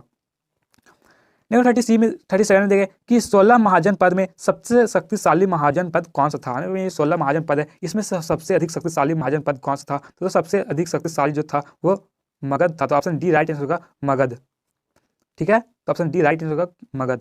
नेक्स्ट 38 में देखें कि 1857 की क्रांति का आरंभ कब हुआ था, ये 1857 का विद्रोह हुआ था, इसकी शुरुआत कब हुई, तो दोस्तों इसकी जो शुरुआत है वो 10 मई 1857 में हुआ था। तो ऑप्शन ये राइट आंसर होगा 10 मई, ठीक है। नेक्स्ट 39 में कि दक्षिण अफ्रीका से महात्मा गांधी वापस कब आए, दोस्तों दक्षिण अफ्रीका से महात्मा गांधी कब आए थे, तो दोस्तों दक्षिण अफ्रीका से जो महात्मा गांधी है वो 1915 ईस्वी में आए थे। तो ऑप्शन सी यहाँ पे राइट आंसर होगा 1915। और दोस्तों मैं आप लोगों से एक क्वेश्चन पूछ रहा हूँ कि जो महात्मा गांधी है इनका जन्म कहाँ पर हुआ था और कब हुआ था, आपको इसका आंसर जो है वो कमेंट बॉक्स में कमेंट करके जरूर लिखना कि महात्मा गांधी का जो जन्म है वो कब हुआ और कहाँ पर हुआ, ठीक है। नेक्स्ट 40 में दिया गया कि दिल्ली चलो का नारा किसने दिया, ना ये दिल्ली चलो है इस नारा को जो है वो किसके द्वारा दिया गया, तो दोस्तों दिल्ली चलो का नारा जो है वो सुभाष चंद्र बोस के द्वारा दिया गया। तो ऑप्शन ये राइट आंसर होगा सुभाष चंद्र बोस।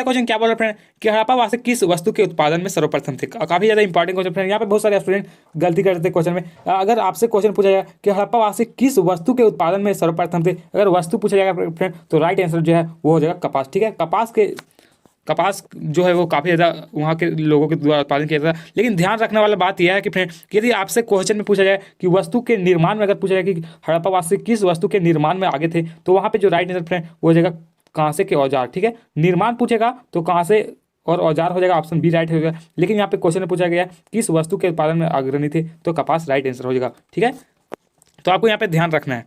अगला क्वेश्चन क्या बोल रहे हैं कि कार्बन डेटिंग के आधार पर विकसित हड़प्पा का काल कब से कब तक माना जाता है ना। ये जो C14 के अनुसार हड़प्पा सभ्यता का काल जो है वो कब से तक कब तक माना गया है। तो दोस्तों C14 के अनुसार हड़प्पा सभ्यता का जो काल देखा जाए तो C14 के अनुसार 2500 ईसा पूर्व से लेकर 1750 ईसा पूर्व के बीच जो है और हड़प्पा सभ्यता का कार्यकाल माना जाता है। ठीक है, लेकिन यहाँ पे ऑप्शन में नहीं दिया है, तो ऑप्शन डी राइट आंसर होगा, इनमें से कोई नहीं। दोस्तों यहाँ पे C14 पूछा गया। अगर आपसे डायरेक्ट क्वेश्चन पूछा जाएगा कि हड़प्पा सभ्यता का कार्यकाल कब से कब तक है, तो NCERT में जो आपका दिया है वो 2600 से 1900 ईसा पूर्व के बीच जो है वो हड़प्पा सभ्यता का कार्यकाल दिया गया है। लेकिन यहाँ पे आपको C14 के अनुसार बताना है। और यदि आप देखा जाए जॉन मार्शल के अनुसार दोस्तों, तो जॉन मार्शल के अनुसार जो हड़प्पा सभ्यता का कार्यकाल है वो 3200 ईसा पूर्व से लेकर के 1750 ईसा पूर्व तक वो जॉन मार्शल का कार्यकाल है। ठीक है, तो आपको एकदम ध्यानपूर्वक देखना है और आपको एक भी फाइनल बोर्ड एग्जाम में गलत क्वेश्चन नहीं करना। ठीक है, अगला क्वेश्चन क्या बोल रहे हैं कि सिंधु सभ्यता में गुजरात में बंदरगाह कौन सा था। आपके आने पूछते हैं ये सिंधु घाटी सभ्यता है, इसमें जो गुजरात में बंदरगाह था वो कौन सा था, तो लोथल राइट आंसर हो जाएगा। जी हाँ दोस्तों, लोथल जो है वो बंदरगाह के लिए प्रसिद्ध था और इसका खोज जो फ्रेंड वो S.R. राव के द्वारा किया गया था। तो आपसे क्वेश्चन पूछा जा सकता है कि लोथल का खोज किसने किया, तो S.R. राव। ठीक है, कहाँ पर यह स्थित है फ्रेंड, तो गुजरात में।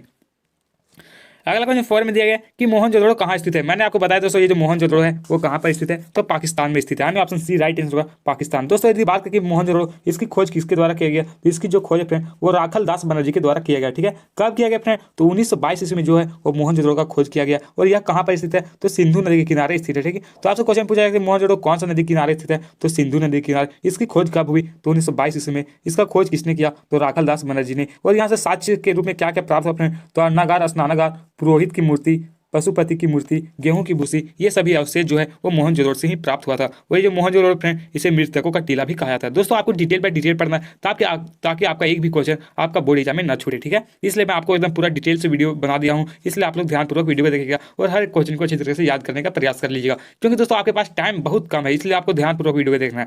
एलो 5 में बोल रहा है कि सिंधु सभ्यता के घर किससे बनाए जाते थे। यानी बोला सिंधु घाटी सभ्यता में यहाँ जो घर बनाया था वो किससे बनाया जाता था, तो दोस्तों घर जो है वो ईंटों से बनाया जाता था। ऑप्शन ये राइट आंसर होगा ईंटा। दोस्तों यदि बात करें यहाँ जो मकान होती थी वो कौन सा पद्धति पर होता था, कौन सा पक्की ईंटी से बनाया था, लेकिन कौन सा पद्धति पे होता, तो टेरी कोटा पर पद्धति पर जो फ्रेंड वो मकान को बसाया जाता था। और ईंटे का जो अनुपात है फ्रेंड आपसे कई बार क्वेश्चन पूछा जाता है कि सिंधु घाटी सभ्यता में ईंटों का अनुपात क्या था, तो 4:2:1। ठीक है, अगला क्वेश्चन 6 में क्या बोल रहे हैं कि सुमेर से प्राप्त अभिलेख के अनुसार नाविकों का देश किसे कहा जाता है ना। सुमेर से प्राप्त अभिलेख जो है उसके अनुसार नाविकों का देश किसे कहा जाता है, तो दोस्तों नाविकों का जो देश है वो मेलुहा को कहा जाता है। यानी ऑप्शन सी राइट आंसर होगा मेलुहा। ठीक है, दोस्तों ये जो मेसोपोटामिया, दोस्तों मेसोपोटामिया सुमेर के लेख में मेलुहा जो दोस्तों नाविकों का देश है। जो मेसोपोटामिया हम लोग जानते हैं कि विश्व की सबसे प्राचीन सभ्यता जो है वो मेसोपोटामिया की सभ्यता थी, जो कि दजला और फरात नदी के किनारे स्थित थी। ठीक है, और दोस्तों ये जो दिलमुन है जो फ्रेंड वो बहरीन द्वीप के रूप में वर्णन किया गया। ठीक है, दिलमुन का जो वर्णन है वो बहरीन द्वीप के रूप में किया गया। ये जो ऑप्शन ये में दिलमुन जो दिया हुआ है। अगला 7 में दिया बोल रहा है कि हड़प्पा सभ्यता की सबसे विशिष्ट पुरा वस्तु क्या थी। यानी ये हड़प्पा सभ्यता की सबसे विशिष्ट पुरा वस्तु की बात करें तो मुहर जो फ्रेंड वो वहाँ की सबसे विशिष्ट वस्तु थी। यानी ऑप्शन डी राइट आंसर हो जाएगा। नेक्स्ट में 8 में दिया गया कि शक संवत का आरंभ किसने किया। तो दोस्तों ये जो शक संवत का आरंभ है फ्रेंड वो किसके द्वारा किया गया था, तो शक संवत का जो आरंभ है फ्रेंड वो कनिष्क के द्वारा किया गया था। ठीक है, तो ऑप्शन ये यहाँ पे राइट आंसर होगा कनिष्क। ठीक है, दोस्तों ये जो शक संवत का आरंभ है वो कनिष्क के द्वारा राज्य होरन के समय 78 ईस्वी में किया गया था। ठीक है, तो आपसे क्वेश्चन पूछा जाएगा कि ये जो शक संवत का आरंभ है कब किया गया था, तो 78 ईस्वी में। ठीक है, नेक्स्ट 9 में दिया गया कि निम्नलिखित में से भूमि अनुदान की प्रथा किसने प्रारंभ किया था। इनमें से कौन सा व्यक्ति के द्वारा भूमि अनुदान की प्रथा प्रारंभ किया गया था, तो सातवाहन के द्वारा जो फ्रेंड वो भूमि अनुदान की प्रथा प्रारंभ किया गया था। Option B right answer Satavahana. दोस्तों ये जो भूमि अनुदान की प्रथा फ्रेंड वो सातवाहनों के द्वारा प्रारंभ की गई, किंतु मध्य भारत में सामान्य प्रचलन जो फ्रेंड वो गुप्त वंश के द्वारा शुरू किया गया। यदि क्वेश्चन आपसे पूछा जाएगा कि जो भूमि अनुदान की प्रथा जो है वो मध्य भारत में किसके द्वारा किया गया, तो गुप्त वंश के द्वारा। ठीक है, अगला क्वेश्चन 10 में क्या बोल रहा है कि अरबों ने सिंध पर कब विजय प्राप्त किया था। जो अरब के लोग थे वो सिंध पर कब विजय प्राप्त किए थे, तो 712 ईसा पूर्व जो है वो अरब ने जो है वो सिंध पर विजय प्राप्त किया था 712 ईस्वी में। ठीक है, तो सर ये जो अरब का आक्रमण हुआ था वो कब होता, तो 712 में होता, मैंने आपको बताया। और किसके किसके बीच हुआ था, तो मोहम्मद बिन कासिम और दाहिर के बीच हुआ था, जिसमें दाहिर का हार हो गया था और ये जो मोहम्मद बिन कासिम है इनकी जीत हुई थी। ठीक है, अगला क्वेश्चन क्या बोला 11 में कि वेनसांग किसके दरबार में भारत आया था, तो हर्षवर्धन के दरबार में जो है वेनसांग भारत आया था। अब C option C correct answer होगा, हर्षवर्धन। दोस्तों ये जो वेनसांग की पुस्तक का नाम जो है वो स्यूकी है। ठीक है, तो आपसे क्वेश्चन पूछा जा सकता है ये वेनसांग की पुस्तक का नाम क्या था, तो स्यूकी। ठीक है, इन्हें यात्रियों का राजकुमार भी कहा था। ये जो वेनसांग है इन्हें क्या कहा था, तो यात्रियों का राजकुमार भी कहा था। और दोस्तों आपसे क्वेश्चन पूछा जा सकता है कि फाहियान जो है वो किसके दरबार में आया था, तो चंद्रगुप्त द्वितीय के। डोमिंगो पेट्स जो दोस्तों वो कृष्ण देवराय के कार्यकाल में आए थे। और फरनावर नुनी जो है वो अच्युत देवराय के कार्यकाल में आए थे। तो ये सभी क्वेश्चन भी आपसे क्वेश्चन बोर्ड एग्जाम में पूछे जा सकते हैं, इसलिए आपको ध्यानपूर्वक याद कर लेना है। अगला 12 में क्या बोल रहा है कि चंद्रगुप्त द्वितीय की पुत्री प्रभावती का विवाह किस वंश के राजा के साथ हुआ था। आपको ये चंद्रगुप्त द्वितीय है इसकी पुत्री का जो विवाह है वो किसके साथ हुआ था, तो वाकाटक के साथ हुआ था। ठीक है, तो ऑप्शन डी राइट आंसर होगा वाकाटक। दोस्तों ये जो वाकाटक है इसका जो पूरा नाम है क्या था, तो वाकाटक नरेश रुद्रसेन द्वितीय के साथ हुआ था। ठीक है, अगला 13 में क्या बोल रहा है कि प्राचीन काल में सुदर्शन झील किस राज्य में था। बताएं जो प्राचीन काल में सुदर्शन झील है वो कौन से राज्य में था, तो गुजरात में स्थित है। ठीक है, गुजरात, ऑप्शन ये राइट आंसर होगा। गुजरात की राजधानी कहाँ है, तो गांधीनगर। ठीक है, ये सुदर्शन झील है फ्रेंड, इसका निर्माण जो है वो पुष्य गुप्त द्वारा किया गया। तो आपसे क्वेश्चन पूछा जाएगा कि सुदर्शन झील का निर्माण किसने कराया, तो पुष्य गुप्त द्वारा। ठीक है, लेकिन इसका जो फ्रेंड मरम्मत जो है वो अस्कंद गुप्त ने कराया था। ठीक है, आपसे क्वेश्चन पूछा जाएगा कि सुदर्शन झील का मरम्मत किसने कराया, तो अस्कंद गुप्त, और इसका निर्माण किसने कराया, तो पुष्य गुप्त। ठीक है, यह गुजरात के सौराष्ट्र में है। ये जो झील है कहाँ पर है, तो गुजरात के सौराष्ट्र में। अगला क्वेश्चन 14 में बोल रहा है कि माहिष्मती किस महाजनपद की राजधानी थी। जो महाजनपद में हम लोगों ने पढ़ा था, तो महाजनपद टोटल 16 महाजनपद थे। इसमें जो माहिष्मती है इसकी राजधानी कहाँ थी, तो अवंती इसकी राजधानी थी। यानी ऑप्शन बी राइट आंसर होगा अवंती। यहाँ पे थोड़ा सा और भी इंपॉर्टेंट बता दें, जो अवंती की राजधानी माहिष्मती एवं उज्जैन थी। अगर माहिष्मती नहीं रहता तो उज्जैन राइट आंसर करना है। असमक की राजधानी आपसे पूछा जा सकता है कि असमक महाजनपद की राजधानी कहाँ थी, तो पोतन। मत्स्य की राजधानी कहाँ थी, तो विराटनगर या बैराट। और चेदी की जो फ्रेंड वो ये राजधानी थी। ठीक है, और दोस्तों बात की 16 महाजनपद में सबसे शक्तिशाली महाजनपद कौन था, तो मगध महाजनपद जो फ्रेंड वो 16 महाजनपदों में सबसे शक्तिशाली महाजनपद था। ठीक है, जो कि बिहार में स्थित था। अगला क्वेश्चन क्या बोल रहा है 15 में फ्रेंड कि धम्मा का सिद्धांत किस शासक के द्वारा दिया गया था। आपको बताना ये धम्मा का सिद्धांत है वो किसके द्वारा दिया गया, तो अशोक के द्वारा जो फ्रेंड वो धम्मा का सिद्धांत दिया गया। ठीक है, option B right answer Ashok के द्वारा। दोस्तों ये जो कब दिया गया था, तो कलिंग युद्ध के समय 261 ईसा पूर्व के पश्चात ये जो सिद्धांत है वो चलाया गया था। ठीक है, दोस्तों यहाँ पे बहुत सारे स्टूडेंट जो है वो वीडियो को पूरा लास्ट तक देखते ही नहीं, इसलिए दोस्तों आपको वीडियो को लास्ट तक देखना है और हर एक क्वेश्चन को याद कर लेना, क्योंकि दोस्तों आपको मैंने आपको बताया कि आपका जो बोर्ड एग्जाम है वो बहुत ही जल्दी आने वाला है, आपका मार्च महीने में स्टार्ट हो जाएगा। ठीक है, 15 मार्च से शायद आपका एग्जाम स्टार्ट है, 14 मार्च से। तो आपको ध्यानपूर्वक देखना है और हर एक क्वेश्चन को अच्छी तरीके से याद कर लेना, क्योंकि दोस्तों जो स्टूडेंट जितना ज़्यादा क्वेश्चन पढ़ेगा उससे उसका नॉलेज उतना ही अधिक बढ़ेगा। इसलिए आपको एकदम टाइम वेस्ट नहीं करना और अच्छी तरीके से पढ़ाई करनी है। ठीक है, अगला क्वेश्चन 60 में क्या बोल रहा है कि 5वीं शताब्दी में निर्मित देवगढ़ का मंदिर में किसकी मूर्ति थी। आने वाले जो 5वीं शताब्दी में देवगढ़ की मंदिर है वहाँ पे कौन से भगवान की मूर्ति थी, तो विष्णु की मूर्ति। ठीक है, ऑप्शन बी राइट है विष्णु। ये जो देवगढ़ की मंदिर कहाँ पर स्थित है, तो उत्तर प्रदेश। ठीक है, उत्तर प्रदेश में ये जो मंदिर है वो स्थित है। उत्तर प्रदेश की जो जनसंख्या है वो भारत में सबसे अधिक जो राज्य वाला जनसंख्या है वो राज्य में यूपी का जो जनसंख्या है वो सबसे अधिक, और यूपी का जो अभी मुख्यमंत्री है वो योगी आदित्यनाथ है। ठीक है, अगला क्वेश्चन 17 में क्या बोल रहा है कि थेरवाद किस धर्म से संबंधित है। थेरवाद है कौन सा धर्म से संबंधित है, तो ये जो थेरवाद है वो बौद्ध धर्म से संबंधित है। ठीक है, ऑप्शन बी राइट आंसर बौद्ध धर्म। थेरवाद का ही विकसित रूप जो है वो हिनयान जो गौतम बुद्ध के मूल सिद्धांतों को मानते थे। ठीक है, अगला क्वेश्चन 18 में दिया है कि भिल्सा टॉप्स के लेखक कौन है। आने जो भिल्सा टॉप्स है इसके लेखक कौन है, तो अलेक्जेंडर कनिंघम को दोस्तों वो भिल्सा टॉप के लेखक है। ठीक है, अलेक्जेंडर कनिंघम दोस्तों इन्हें भारतीय पुरातत्व सर्वेक्षण विभाग का भी जनक भी कहा जाता है। तो आपसे क्वेश्चन पूछा जाता है कि भारतीय पुरातत्व सर्वेक्षण विभाग का जनक किसे कहा जाता है, तो अलेक्जेंडर कनिंघम। ये जो पुस्तक है फ्रेंड इस पुस्तक का जो प्रकाशन है वो 1854 ईस्वी में किया गया था। ठीक है, तो आपसे क्वेश्चन पूछा जाता है कि भिल्सा टॉप्स पुस्तक जो है वो कब प्रकाशन हुआ था, तो 1854 ईस्वी में। ठीक है, नेक्स्ट 20 में क्या बोल रहा है कि विहार का संबंध डैश से, ये विहार का संबंध है वो इनमें से किससे, तो इसका संबंध जो है वो बौद्ध धर्म से। ठीक है, ऑप्शन बी राइट आंसर हो जाएगा। नेक्स्ट 20 में दिया गया कि कैलाशनाथ मंदिर एलोरा भारत के किस राज्य में है। ये कैलाशनाथ जो मंदिर है वो भारत के कौन सा राज्य में स्थित है, तो ये जो मंदिर है वो महाराष्ट्र में स्थित है। ठीक है, ऑप्शन ये राइट आंसर महाराष्ट्र। ठीक है, दोस्तों ये जो राष्ट्रकूट राजा कृष्ण देवराय प्रथम ने दोस्तों एलोरा का जो मंदिर है वो महाराष्ट्र में कैलाश मंदिर में बनाया, जो कि राजसी शैली के उदाहरण है। ठीक है, अगला 21 में दे कि मौर्य काल में सीता से क्या तात्पर्य था। मौर्य काल में इससे सीता से क्या तात्पर्य था, तो सीता का जो तात्पर्य है वो राजकीय भूमि से प्राप्त आय था। ऑप्शन सी राइट आंसर होगा, राजकीय भूमि से प्राप्त आय। यह भूराज स्व था दोस्तों जिसका प्रधान जो है वो सीता अध्यक्ष कहलाता था। ठीक है, नेक्स्ट 22 पे काफी इंपॉर्टेंट क्वेश्चन आपके बोर्ड एग्जाम के लिए कि सूफी आंदोलन मुख्यतः कहाँ से प्रारंभ हुआ ना, तो ये सूफी आंदोलन है, इसकी शुरुआत कहाँ से हुई थी? तो सर ऑप्शन के अनुसार देखा जाए तो सूफी आंदोलन जो शुरुआत है वो दिल्ली से हुआ था, ठीक है, ऑप्शन ये राइट आंसर दिल्ली। यदि बात करते हैं हालांकि विश्व स्तर पर देखा जाए तो सूफी आंदोलन का जो शुरुआत है वो ईरान के बसरा नामक स्थान से हुआ था। यदि क्वेश्चन में आपसे पूछेगा कि विश्व स्तर पर सूफी आंदोलन की प्रारंभ कहाँ से, शुरुआत कहाँ से, तो ईरान के बसरा नामक स्थान पर कब हुई थी? तो 9वीं सदी में, ठीक है, 9वीं सदी में जो है वो इसकी शुरुआत हुई थी। लेकिन क्या बोल रहा है कि शंकराचार्य का मत निम्न में से कौन सा है ना, यहाँ पे बहुत सारे स्टूडेंट कंफ्यूज कर देते हैं, ये जो शंकराचार्य का मत है तो कौन सा, तो द्वैतवाद का जो जनक है वो शंकराचार्य का कहा जाता है। आपसे क्वेश्चन में घुमा के पूछा जाता है कि अद्वैतवाद का जनक किसे कहा जाता है? तो शंकराचार्य का। ये जो शंकराचार्य हैं वो दक्षिण भारत के काफी महान शासक थे, ठीक है, काफी महान संत थे। और आपसे क्वेश्चन पूछा जा सकता है सिर्फ द्वैतवाद का यदि आपसे जनक पूछेगा, द्वैतवाद का जनक जो है वो माधवाचार्य हैं, और विशिष्ट द्वैतवाद का जनक पूछेगा तो रामानुजाचार्य जो है वो विशिष्ट द्वैतवाद का जनक थे, ठीक है।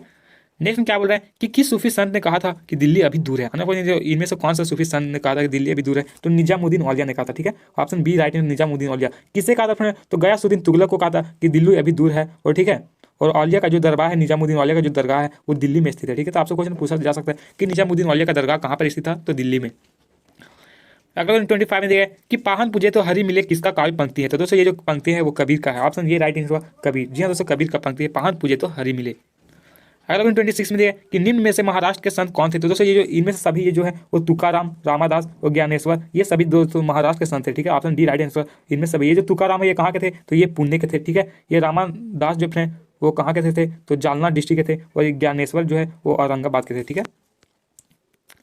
अगला 27 में दिया कि भक्ति आंदोलन को दक्षिण भारत से उत्तर भारत में लाने वाले संत कौन थे? ये भक्ति आंदोलन इसको उत्तर भारत से दक्षिण भारत कौन से संत के द्वारा लाया गया? तो रामानंद के द्वारा जो है वो भक्ति आंदोलन को जो है उत्तर भारत से दक्षिण भारत लाया गया, ठीक है। यदि आपसे क्वेश्चन पूछेगा कि भक्ति आंदोलन का शुरू करने का श्रेय किसे जाता है? तो भक्ति आंदोलन का शुरू करने का जो श्रेय है वो शंकराचार्य को जाता है, ठीक है। तो आपसे क्वेश्चन पूछा जा सकता है कि भक्ति आंदोलन का शुरू करने का श्रेय किसे जाता है? तो शंकराचार्य। और दक्षिण भारत से उत्तर भारत लाने का श्रेय रामानंद। अगला 28 में दिया कि कृष्ण देवराय के दरबार में तेनाली रामन किस पद पर थे? तो ये जो थे वो कवि के पद पे थे, ठीक है। तो ऑप्शन ये बी राइट आंसर होगा, कवि। अगला क्वेश्चन क्या पढ़ रहे हैं 29 में दिया कि अमरम का अर्थ क्या है? तो दोस्तों अमरम का जो अर्थ होता है वो जागीर होता है, ऑप्शन डी राइट आंसर होगा, जागीर। नेक्स्ट 30 में दिया है कि इनमें से किसे आंध्र भोज कहा जाता है? काफी ज्यादा इंपॉर्टेंट क्वेश्चन कि इनमें से किसे आंध्र भोज कहा जाता है? तो दोस्तों ये कृष्ण देवराय है, इन्हें आंध्र भोज कहा जाता है, ठीक है। इन्हें आंध्र भोज का उपाधि दिया गया था कृष्ण देवराय को, ठीक है। इन्हें एक और उपाधि दिया गया फ्रेंड, आंध्र भोज, और अभिनव भोज का जो उपाधि है वो कृष्ण देवराय को ही दिया गया था। और ये जो कृष्ण देवराय है वो विजयनगर साम्राज्य के काफी महान शासकों में से एक थे, ठीक है। अगला क्वेश्चन दिया कि विजयनगर किस नदी के तट पर स्थित है? काफी ज्यादा इंपॉर्टेंट है, विजयनगर है कौन सा नदी के तट पर स्थित है? तो विजयनगर तुंगभद्रा नदी के किनारे स्थित, ठीक है। ऑप्शन ये राइट है, तुंगभद्रा नदी। दोस्तों यदि बात विजयनगर की स्थापना जो है वो किसके द्वारा किया गया? तो इसकी स्थापना 1336 में हरिहर और बुक्का दोनों भाइयों ने मिलकर विजयनगर साम्राज्य की स्थापना किया था। और इसमें टोटल 4 वंशों ने शासन किया था, संगम वंश, सुल्लू वंश, तुलु वंश और अराविडु वंश, ठीक है। अगला 32 में देखिए कि विजयनगर के महान साम्राज्य के अवशेष कहाँ पाए जाते हैं? तो दोस्तों ये हम्पी में पाया गया था, option C right answer Hampi. दोस्तों विजयनगर की जो राजधानी है वो हम्पी थी, ठीक है। तो आपसे क्वेश्चन पूछा जा सकता है कि विजयनगर साम्राज्य की राजधानी कहाँ थी? तो हम्पी। दोस्तों विजयनगर साम्राज्य की 3 राजधानी थी, लेकिन आपसे सिर्फ विजयनगर साम्राज्य की राजधानी पूछेगा तो हम्पी। अगर पहली राजधानी पूछेगा तो दोस्तों पहली राजधानी जो थी वो अनेगोंडी थी, ठीक है। अनेगोंडी जो है पहली राजधानी थी, दूसरी राजधानी हम्पी थी, और तीसरी राजधानी जो है वो चंद्रगिरी थी। अगला 33 में देखिए विजयनगर राज्य का प्रथम राजवंश कौन था? तो दोस्तों संगम वंश जो है वो विजयनगर साम्राज्य में पहला वंश शासन किया था। तो ऑप्शन सी राइट आंसर संगम वंश। पहला वंश जो दोस्तों संगम वंश था, दूसरा वंश जो दोस्तों वो सुल्लू वंश था, तीसरा तुलु था, और चौथा जो अराविडु था, ठीक है। तो यहाँ पे मैंने आपको लिख दिया कि संगम वंश, सुल्लू वंश, तुलु वंश और अराविडु वंश, चारों वंश आप लोग याद कर लीजिएगा। यहाँ पे विजयनगर साम्राज्य में जो टोटल 4 वंश ने शासन किया था। अगला 34 में दिया है कि तंबाकू का सेवन सर्वप्रथम किस मुगल सम्राट ने किया था? पिछली बार क्लास 12 का बोर्ड एग्जाम में पूछा गया था कि तंबाकू का जो सेवन है वो सर्वप्रथम कौन इसका प्रयोग किया था? तो अकबर के द्वारा जो दोस्तों तंबाकू का प्रयोग पहली बार किया गया। लेकिन आपसे क्वेश्चन में शायद अब बात पूछा जा सकता है कि तंबाकू का सेवन पर प्रतिबंध कौन सा मुगल शासक ने लगाया था? तो जहांगीर जो है वो तंबाकू पर रोक लगा दिया था। तो ऑप्शन बी उस समय राइट आंसर हो जाएगा, जहांगीर, ठीक है। अगला 35 में कि सैनिकों द्वारा लूटा गया युद्ध की संपत्ति का 1/5 भाग राज्य को जो प्राप्त होता है उसे किस नाम से जाना जाता है? तो दोस्तों उसे खम्स कहा जाता है, ठीक है। तो ऑप्शन सी राइट होगा, खम्स। दोस्तों ये जो जकात है वो जकात किसे कहा जाता है? तो जकात जो है वो इस्लाम में जो दान दिया जाता है उसे जकात कहा जाता है, ठीक है। खिराज जो है खिराज किसे कहा जाता है? तो ये जो खिराज है वो राज्य द्वारा लिए जाने वाला कर को जो है वो खिराज कहा जाता है। और ये जजिया है वो गैर मुसलमानों से लिया जाने वाला कर को जो है वो जजिया कहा जाता है, ठीक है। तो यहाँ से आपसे एक क्वेश्चन पूछा जा सकता है, इसलिए आपको एक बार इसको अच्छी तरीके से याद कर लेना है। 36 में देखिए कि विभिन्न विधवाओं के विशेषज्ञ नवरत्न किसके दरबार में थे? तो अकबर के दरबार में थे, ठीक है। तो ऑप्शन बी राइट इसका अकबर। नेक्स्ट 7 में दिया है कि दिन ये इलाही संबंध है, यानी दिन ये इलाही का संबंध इनमें से किससे है, तो अकबर से, यानी option C right answer Akbar. ये जो दिन ये इलाही है दोस्तों, ये अकबर के द्वारा 1582 ईस्वी में चला गया। तो आपसे क्वेश्चन पूछा जा सकता है कि दिन ये इलाही किसके द्वारा चला गया, अकबर। कब, तो 1582 ईस्वी में।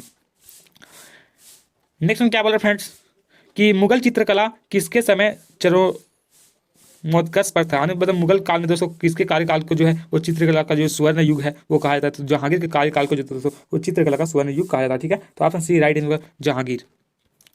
अगला 39 में दिया कि फतेहपुर सीकरी की राजधानी किसने बसाया, तो दोस्तों ये फतेहपुर सीकरी की राजधानी वो अकबर के द्वारा बसाया गया, ऑप्शन ये राइट आंसर होगा अकबर।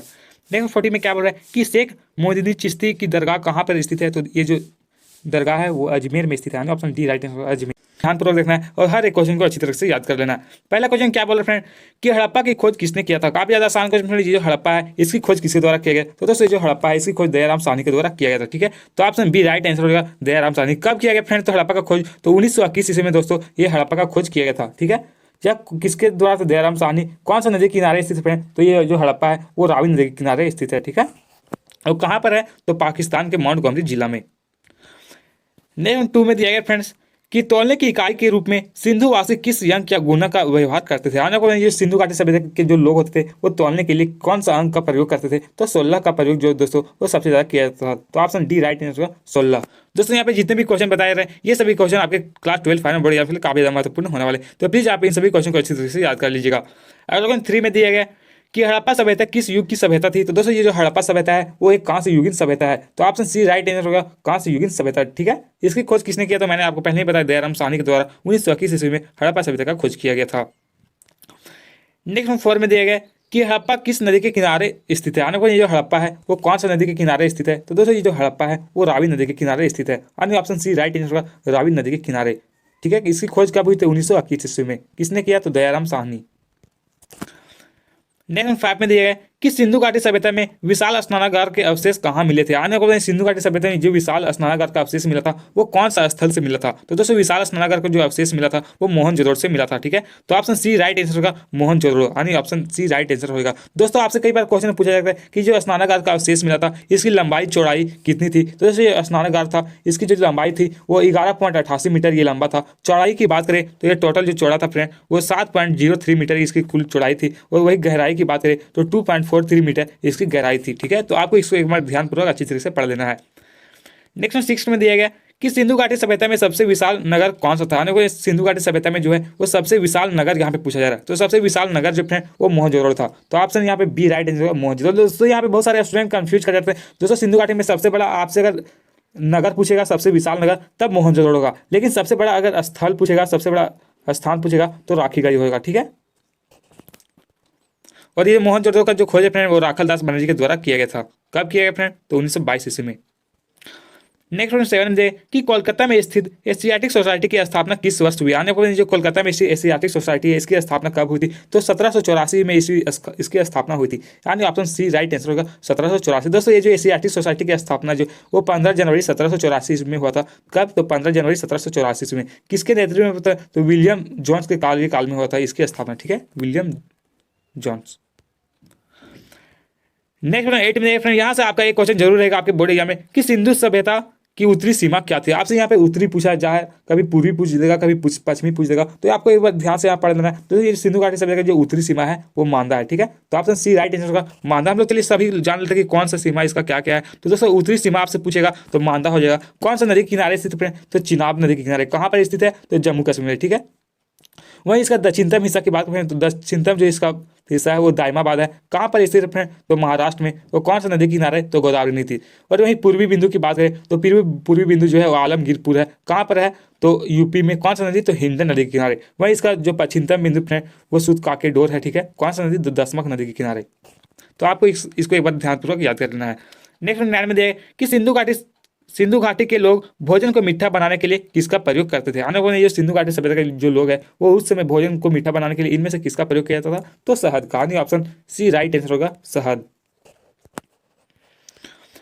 नेक्स्ट में दिया गया 10 में कि हड़प्पाई लोग नीला लाजवर्द मणि कहाँ से प्राप्त करते थे। यानी दोस्तों ये जो हड़प्पा सभ्यता के जो लोग हैं वो नीला लाजवर्द जो है वो कहाँ से प्राप्त करते थे, तो सोतुरगुई। यानी ऑप्शन ये राइट आंसर होगा सोतुरगुई। ये जो सोतुरगुई ये कहाँ पर स्थित है, तो अफगानिस्तान में, ठीक है। नेक्स्ट 11 में दिया गया कि हड़प्पा सभ्यता के लोग सोना कच्चा माल के रूप में कहाँ से प्राप्त करते थे। ये सिंधु घाटी सभ्यता के लोग जो है वो सोना का आयात निर्यात जो है कहाँ से करते थे, तो दक्षिण भारत। यानी ऑप्शन बी राइट आंसर दक्षिण भारत है, ठीक है। अगला क्वेश्चन क्या बोल रहे फ्रेंड कि 1838 ईस्वी में ब्राह्मणी लिपि को पढ़ने में सर्वप्रथम सफलता किसने हासिल किया, किसने प्राप्त हुआ। तो दोस्तों सबसे पहले जो ब्राह्मणी लिपि को पढ़ने का जो श्रेय है वो जेम्स प्रिंसेप ने हासिल किया था, ठीक है। तो ऑप्शन ये राइट आंसर जेम्स प्रिंसेप। दोस्तों ये जो ब्राह्मणी लिपि है दोस्तों वो बाएं से दाएं और लिखा जाता था। तो आपसे क्वेश्चन पूछा गया कि ब्राह्मणी लिपि है जो वो किस ओर लिखा जाता था, तो हमेशा बाएं से दाएं और लिखा जाता था, ठीक है। और अशोक के सर्वाधिक अभिलेखों का जो प्रयोग है प्रयास है वो अशोक के द्वारा ब्राह्मणी लिपि लिखने का प्रयास किया गया था। नेक्स्ट 30 में देगा कि मौर्य काल में किस लिपि का प्रयोग सर्वाधिक हुआ। आने पर ये मौर्य काल में जो है वो इनमें से कौन सा लिपि का प्रयोग सबसे अधिक होता, तो ब्राह्मणी लिपि का, ठीक है। आने ऑप्शन डी राइट आंसर का ब्राह्मणी लिपि। और ये जो अरामाइक लिपि दोस्तों, ये अरामाइक लिपि जो है वो ग्रीक एवं यूनानी लिपि के द्वारा जो है वो प्रयोग किया जाता है, ठीक है। जबकि ये जो खरोष्टी लिपि है इसका प्रयोग जो है वो पश्चिमोत्तर भारत में किया गया था।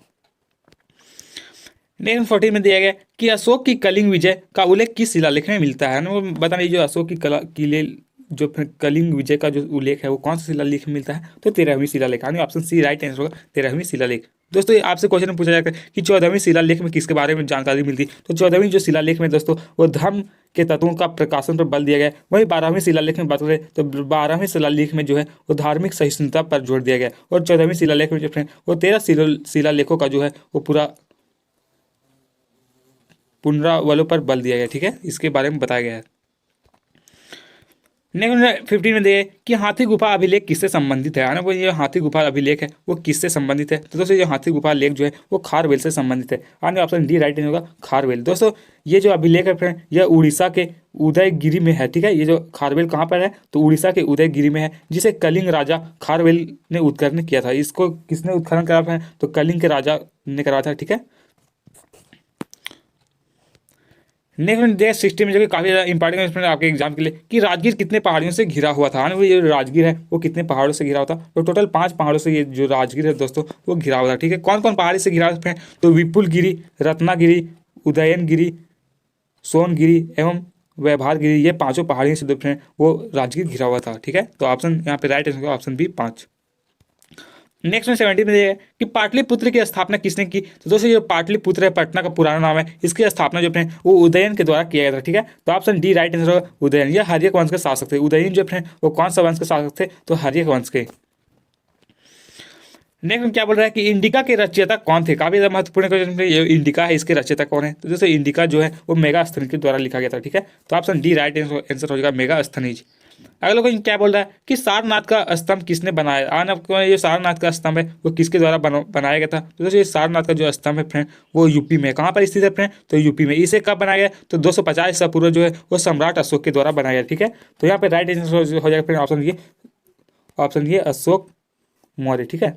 और दोस्तों इसको अशोक के अभिलेख में ही दोस्तों देव प्रिय एवं प्रियदर्शी कहा गया है, ठीक है। और ये जो श्रीनगर की स्थापना जो है वो कोल्हन के अनुसार जो है वो अशोक ने किया था।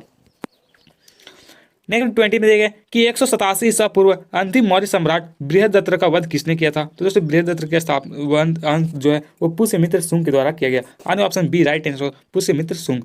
अगला क्वेश्चन 21 में देखेंगे कि महात्मा बुद्ध का जन्म किस स्थान पर हुआ। काफी इंपॉर्टेंट, महात्मा बुद्ध का जन्म जो है वो लुम्बिनी में हुआ है। ऑप्शन ये राइट आंसर होगा लुम्बिनी। लुम्बिनी कहाँ पर स्थित है, तो नेपाल में, ठीक है।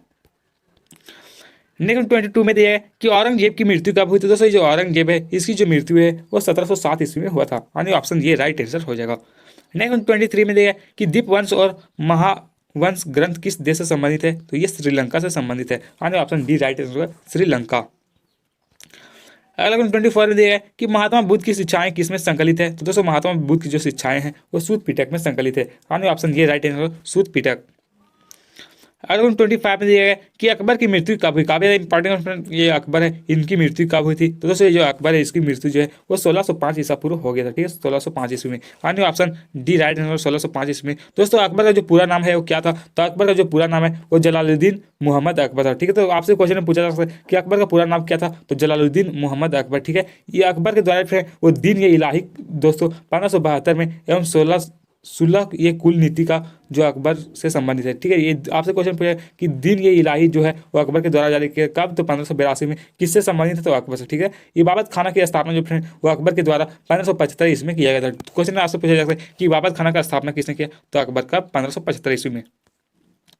अगला क्वेश्चन 26 में है कि महात्मा बुद्ध ने किस स्थान पर सबसे अधिक उपदेश दिए थे। दोस्तों ये महात्मा बुद्ध है, ये गांधी गौतम बुद्ध, ये सबसे अधिक जो है वो श्रावस्ती में अपने उपदेश दिए थे। यानी ऑप्शन सी राइट है, श्रावस्ती। दोस्तों ये कौशल की राजधानी श्रावस्ती थी। ठीक है, आपसे क्वेश्चन पूछा कि कौशल की राजधानी कहाँ थी, तो श्रावस्ती। ठीक है, सारनाथ में अपना पहला उपदेश दिए थे। आपसे अगर क्वेश्चन पूछा कि गौतम बुद्ध अपना पहला उपदेश कहाँ पर दिए थे, तो सारनाथ में। ठीक है, कहाँ, सारनाथ। अगला क्वेश्चन 27 में है कि अवध सूबा वर्तमान में किस राज्य में स्थित है। तो दोस्तों ये जो अवध सूबा है वो यूपी में स्थित है। ठीक है, उत्तर प्रदेश राइट आंसर हो जाएगा। 28 में दिया गया कि अकबर के द्वारा जारी किया गया चांदी के सिक्के को क्या कहा जाता था। दोस्तों अकबर के द्वारा जो चांदी का सिक्का जारी किया था उसे रुपया कहा जाता था। ऑप्शन सी राइट आंसर, रुपये। दोस्तों यहाँ पे अकबर के द्वारा और भी सिक्के जारी किया था, उसको क्या क्या कहा जाता था, तो स्वर्ण सिक्का को जो है वो मोहर कहा जाता था, तांबा का सिक्का को जो है वो दाम कहा जाता था, चांदी का जो सिक्का था उसे रुपया कहता था, और एक अकबर के द्वारा एक विशेष प्रकार की चांदी का सिक्का जारी किया गया उसे क्या कहता था, तो साहू रुखी के नाम से भी जाना जाता था। ठीक है, 29 में कि आईन अकबरी के किस भाग में मनसबदारी का प्रयोग किया गया है। ये आईन अकबरी जो पुस्तक है किसके द्वारा लिखा गया, तो अबुल फजल के द्वारा लिखा गया। इसके कौन सा भाग में जो है वो मनसबदारी का प्रयोग किया था। दोस्तों आईन अकबरी जो है वो टोटल 5 भागों में लिखा गया। ठीक है, तो दोस्तों ये जो मनसबदारी है उसका जो वर्णन है वो मंजिल या आबादी में मिलता है। ऑप्शन ये राइट आंसर, मंजिल या आबादी। अगले 30 में दिया है कि विजयनगर का अपने स्थापना से लेकर पतन तक किस राज्य के साथ संघर्ष चलता रहा। तो दोस्तों ये विजयनगर जो है इसकी स्थापना जो है वो 1336 ईस्वी में हरिहर और बुक्का दोनों के द्वारा किया गया। ठीक है, तो आपसे क्वेश्चन पूछा जा सकता है कि विजयनगर की स्थापना किसने किया, तो हरिहर और बुक्का कब, 1336 में। ठीक है, दोस्तों विजयनगर साम्राज्य में टोटल 4 वंशों ने शासन किया था। कौन कौन सा वंश, संगम वंश, सुलु वंश, तुलु वंश और राबिड़ वंश। ठीक है, लेकिन यहाँ पे क्वेश्चन पूछा गया कि विजयनगर में कौन सा स्थल से जो है वो संघर्ष हमेशा चलता रहा, तो बहमनी राज्य से जो है वो हमेशा साम्राज्य जो युद्ध हमेशा होता रहता था। हाँ, ऑप्शन सी राइट आंसर होगा, बहमनी राज्यों से। अगला 31 में दे कि विजयनगर के किस शासक ने मुसलमानों को सेना में शामिल किया था। तो दोस्तों विजयनगर की बात करें तो मुसलमानों को जो शामिल किया था वो देवराय द्वितीय के द्वारा शामिल किया था। हाँ, option D right answer, Devaraya द्वितीय। दोस्तों ये जो देवराय द्वितीय है वो संगम वंश के प्रमुख शासक है। ठीक है, तो आपसे क्वेश्चन पूछेगा कि संगम वंश के प्रमुख शासक कौन थे, तो देवराय द्वितीय। ठीक है, जिन्होंने अपनी सैन्य व्यवस्था को जो है वो सुदृढ़ करने के लिए, सैन्य व्यवस्था को अच्छी तरीके से चलाने के लिए 2000 मुस्लिम सैनिकों को अपने सेना में शामिल किया था। ठीक है, कितने हजार सैनिक, तो 2000। नेक्स्ट क्वेश्चन दिया गया कि विजय का शहर किस साम्राज्य को कहा जाता है। काफी आसान क्वेश्चन कि विजय का शहर यानी जीत का शहर। ठीक है, तो विजय का शहर जो है वो विजयनगर को कहा जाता है। तो आपसे क्वेश्चन पूछा जा सकता है कि जीत का शहर रहेगा या फिर विजय का शहर। ठीक है, किसे कहा जाता है, तो विजयनगर को। इसकी स्थापना मैंने बताया कि 1336 में हरिहर और बुक्का के द्वारा किया गया था। ठीक है, अगला 33 में दे कि विजयनगर की मातृ देवी किसे कहा जाता है ना। दोस्तों विजयनगर की जो मातृ देवी है वो किसे कहा गया है, तो पंपा देवी को जो है वो विजयनगर की मातृ देवी कहा गया। हाँ, ऑप्शन ये राइट आंसर, पंपा देवी। नेक्स्ट 34 में देगा कि बृहदेश्वर मंदिर कहाँ पर स्थित है। तो दोस्तों ये जो बृहदेश्वर मंदिर है वो कहाँ पर स्थित है, तो ये जो मंदिर है फ्रेंड्स, तो ये जो मंदिर फ्रेंड वो कहाँ पर स्थित है, तो तंजावुर। आने ऑप्शन राइट आंसर होगा तंजावुर। ठीक है, दोस्तों ये जो इस मंदिर की जो निर्माण है फ्रेंड वो चोल शासकों के द्वारा, चोल शासक के जो राजराय प्रथम है उनके द्वारा दोस्तों तमिलनाडु के तंजावुर में द्रविड़ शैली में किया गया था। ठीक है, इसे दोस्तों राजेश्वर मंदिर भी कहा जाता है। तो आपसे कुछ राजेश्वर मंदिर कहा जाता है, तो ये बृहदेश्वर मंदिर को। ठीक है, यहाँ किसकी आराधना किया जाती है, तो यहाँ पर शिव की आराधना किया जाता था। ठीक है, इस मंदिर में किसकी पूजा क्या थी, तो शिव भगवान की। नेक्स्ट 35 में दे कि अकबर का शासनकाल क्या था। अकबर है इसका शासनकाल कब से कब तक रहा, तो दोस्तों अकबर का जो शासनकाल वो 1556 ईस्वी से लेकर के 1605 ईस्वी तक जो है वो अकबर का शासनकाल रहा था। ठीक है, तो ऑप्शन यहाँ पे जो राइट आंसर हो जाएगा फ्रेंड्स 1556 से 1605, यानी ऑप्शन ये राइट आंसर हो जाएगा। दोस्तों यहाँ पे अकबर से पूछा गया, अकबर का कार्यकाल तो मैंने आपको बताया, लेकिन जहांगीर का कार्यकाल पूछेगा तो 1605 ईस्वी से लेकर फिर 1627 ईस्वी तक जो है वो जहांगीर का कार्यकाल है। ठीक है, उसके बाद शाहजहां का कार्यकाल जो है वो 1627 से 1650 तक रहा, और जहांगीर का कार्यकाल जो है वो 1650 से 1707 के बीच रहा था। नेक्स्ट 36 में दिया कि तीर्थ यात्रा कर को किस मुगल शासक ने समाप्त किया था। तीर्थ यात्रा जो है उसको कौन सा मुगल शासक ने समाप्त कर दिया था, दोस्तों अकबर के द्वारा जो है और तीर्थ कर यात्रा को जो है वो समाप्त किया गया था। Option D right answer Akbar. दोस्तों ये जो तीर्थ कर यात्रा है वो इसको कब समाप्त किया, तो 1563 ईस्वी में समाप्त किया गया। कब, तो 1563 में। किसने किया, तो अकबर ने। एवं जजिया कर को जो है वो 1564 ईस्वी में दोस्तों अकबर के द्वारा ही समाप्त किया गया था। तो आपसे क्वेश्चन पूछा जाता है कि जजिया कर को किसने समाप्त किया, तो अकबर कब किए थे, तो 1564 ईस्वी में। नेक्स्ट 37 में देगा कि बुलंद दरवाजा का निर्माण किस मुगल शासक ने किया था। ये बुलंद दरवाजा है, इसकी निर्माण जो है वो कौन सा शासक ने कराया था, तो बुलंद दरवाजा का जो निर्माण है वो अकबर के द्वारा कराया गया। आने option B right answer Akbar. दोस्तों इस दरवाजे का जो निर्माण है वो अकबर के द्वारा किया गया था। कब किया गया था, तो 1602 ईस्वी में इसका निर्माण किया था। कहाँ पर यह स्थित है फ्रेंड, तो फतेहपुर सीकरी के निकट में स्थित है। ठीक है, फतेहपुर सीकरी में। यहाँ सबसे बड़ा दरवाजा जो फ्रेंड वो कौन सा था, तो सबसे बड़ा जो दरवाजा जो फ्रेंड उसे भैया के द्वारा नाम भी से जाना, क्या उसे कौन सा नाम से जाना जाता है, तो भैया के नाम से। ठीक है,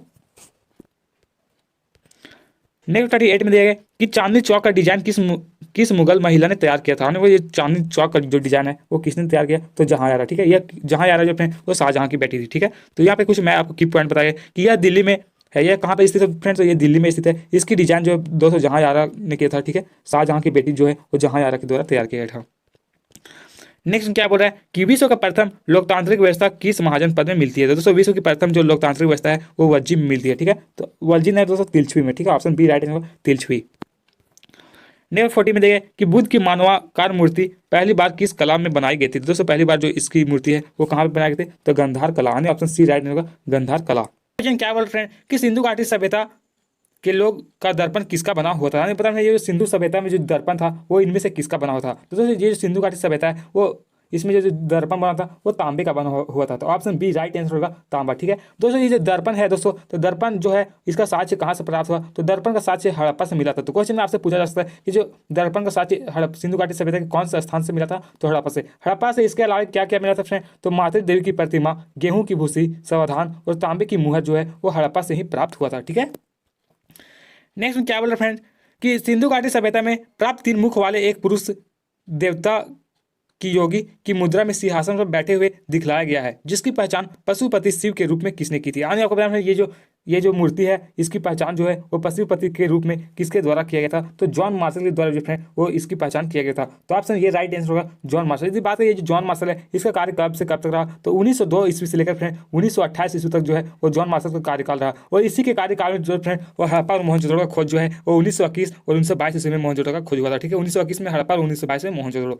हेलो क्वेश्चन क्या बोल रहा है कि हड़प्पा सभ्यता का सबसे बड़ा नगर कौन था। काफी वीवीआई क्वेश्चन फ्रेंड। तो दोस्तों हड़प्पा सभ्यता का जो सबसे बड़ा नगर था वो मोहनजोदड़ो था। ठीक है, लेकिन दोस्तों अभी वर्तमान समय में बात करें तो वर्तमान समय जो हड़प्पा सभ्यता का सबसे बड़ा नगर है वो राखीगढ़ी को बताया गया है। ठीक है, तो दोस्तों यहाँ पे कुछ मैंने आपको बता दिए की पॉइंट कि हड़प्पा सभ्यता का सबसे बड़ा जो नगर है वो मोहनजोदड़ो को माना जाता था। ठीक है, लेकिन दोस्तों अभी बात करें तो हाल ही में वो 1999 में खोज हुआ, जिसमें से अमरेंद्र नाथ के अनुसार बताए फ्रेंड कि ये जो हड़प्पा सभ्यता जो सबसे बड़ा नगर है वो राखीगढ़ी को बताया जा रहा है। ठीक है, तो अब आपको राखीगढ़ी राइट आंसर करना पड़ेगा। ठीक है, अगला क्वेश्चन 4 में दिया गया कि निम्नलिखित सिंधु घाटी सभ्यता में हल का प्रमाण किस स्थान से प्राप्त हुआ। तो दोस्तों ये जो सिंधु घाटी सभ्यता में हल का प्रमाण मिला था वो कालीबंगा से मिला था। तो ऑप्शन सी राइट आंसर होगा कालीबंगा। और दोस्तों यदि बात करें जो कालीबंगा है ये किस लिए फेमस है, तो दोस्तों कालीबंगा में जो है वो हल का भी साक्ष्य मिला था। ठीक है, तो आपसे क्वेश्चन पूछा जाता है कि हल का जो प्रमाण है वो सिंधु घाटी सभ्यता के कौन सा स्थान से प्राप्त हुआ, तो कालीबंगा। ठीक है दोस्तों, यहाँ से भूकंप एवं जूते हुए खेत का भी साक्ष्य मिला था। ठीक है, अगला क्वेश्चन 5 में दिया गया कि हड़प्पा और मोहनजोदड़ो के बीच की दूरी कितनी है। आने बोला ये हड़प्पा और मोहनजोदड़ो के जो बीच की दूरी है उसकी दूरी कितनी थी, 483 किलोमीटर। तो ऑप्शन बी राइट आंसर हो जाएगा। फ्रेंड्स यहाँ पे जितने भी क्वेश्चन बताए रहे हैं ये सभी क्वेश्चन आप लोग ध्यानपूर्वक अच्छी तरह से पढ़ेगा तो आप लोगों के क्लास 12 बोर्ड एग्जाम में यहाँ से बहुत सारे क्वेश्चन पूछे जाएंगे। ठीक है, इसलिए आपको वीडियो को लास्ट तक देखना है और हर एक क्वेश्चन को अच्छी तरह से याद कर लेना है।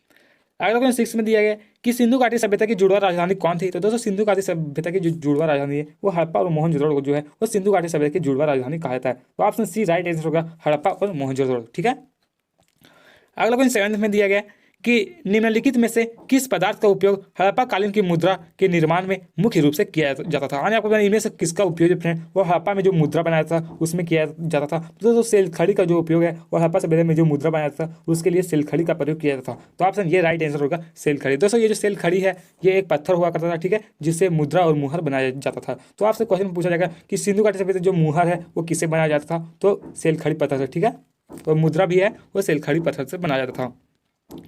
अगला क्वेश्चन 8 में दिया है कि हड़प्पा सभ्यता का प्रशासन किस प्रकार का था। तो दोस्तों हम लोगों को पता है कि जो हड़प्पा सभ्यता है वो एक नगरीय सभ्यता थी। ठीक है, तो हड़प्पा सभ्यता का जो प्रशासन है वो एक नगर पालिका जैसा था। अन्य ऑप्शन सी राइट आंसर नगर पालिका। और हड़प्पा का खोज किसने किया, तो मैंने आपको बताया कि 1921 ईस्वी में जो है वो हड़प्पा सभ्यता का जो खोज है वो दयाराम साहनी के द्वारा किया गया था। ठीक है, और ये जो हड़प्पा है वो कौन सा नदी के किनारे स्थित है, तो रावी नदी के किनारे। ठीक है, कहाँ पर स्थित है तो दोस्तों तो पाकिस्तान में। ठीक है, अगला क्वेश्चन 99 में दिया गया कि हड़प्पा सभ्यता के संपूर्ण क्षेत्र का आकार किस प्रकार का था। आपको बताना जो दोस्तों हड़प्पा सभ्यता का जो विस्तार हुआ है, विकास हुआ है, उसका जो आकृति है वो किस प्रकार का था। तो दोस्तों हड़प्पा सभ्यता का जो विकास हुआ है वो त्रिभुजाकार आकृति में हुआ है। तो ऑप्शन सी बिल्कुल राइट आंसर हो जाएगा। नेक्स्ट 10 में दिया गया कि हड़प्पा कालीन स्थलों में अभी तक किस धातु की प्राप्ति नहीं हुई है। यानी आपको बताना जो हड़प्पा कालीन नगरों में जो हड़प्पा सभ्यता में इनमें से कौन सा धातु का प्राप्ति नहीं होता। इस काफी ज्यादा आसान क्वेश्चन है। तो ये जो लोहा है इसका प्रमाण जो है वो अभी तक नहीं मिला। बाकी जो तांबा, स्वर्ण, चांदी है इनका प्रमाण मिला है, बट ये जो लोहा है इसका प्रमाण नहीं मिला। तो ऑप्शन डी बिल्कुल राइट आंसर हो जाएगा। नेक्स्ट में 11 दिया है कि मौर्य साम्राज्य की स्थापना किसने किया। काफी ज्यादा BBI क्वेश्चन फ्रेंड्स की जो मौर्य साम्राज्य है इसकी स्थापना किसके ने किया। तो चंद्रगुप्त मौर्य ने दोस्तों मौर्य साम्राज्य की स्थापना किया था। ठीक है दोस्तों, ये जो हर्यक वंश के संस्थापक कौन थे। तो आपसे क्वेश्चन पूछा जा सकता है कि हर्यक वंश का संस्थापक कौन है। तो बिंबिसार को जो है वो हर्यक वंश का संस्थापक माना जाता है। ठीक है, शिशुनाग वंश का संस्थापक किसे कहा जाता है। तो शिशुनाग वंश का जो संस्थापक है वो शिशुनाग को ही कहा जाता है। अगला पूछ सकता है क्वेश्चन आप में कि नंद वंश का संस्थापक कौन थे। तो महापद्मन जो हैं वो नंद वंश के संस्थापक थे। गुप्त वंश का संस्थापक कौन थे। तो श्रीगुप्त। और कुषाण वंश के संस्थापक जो हैं वो अजुल थे। ठीक है, अजुल कडफिसेस।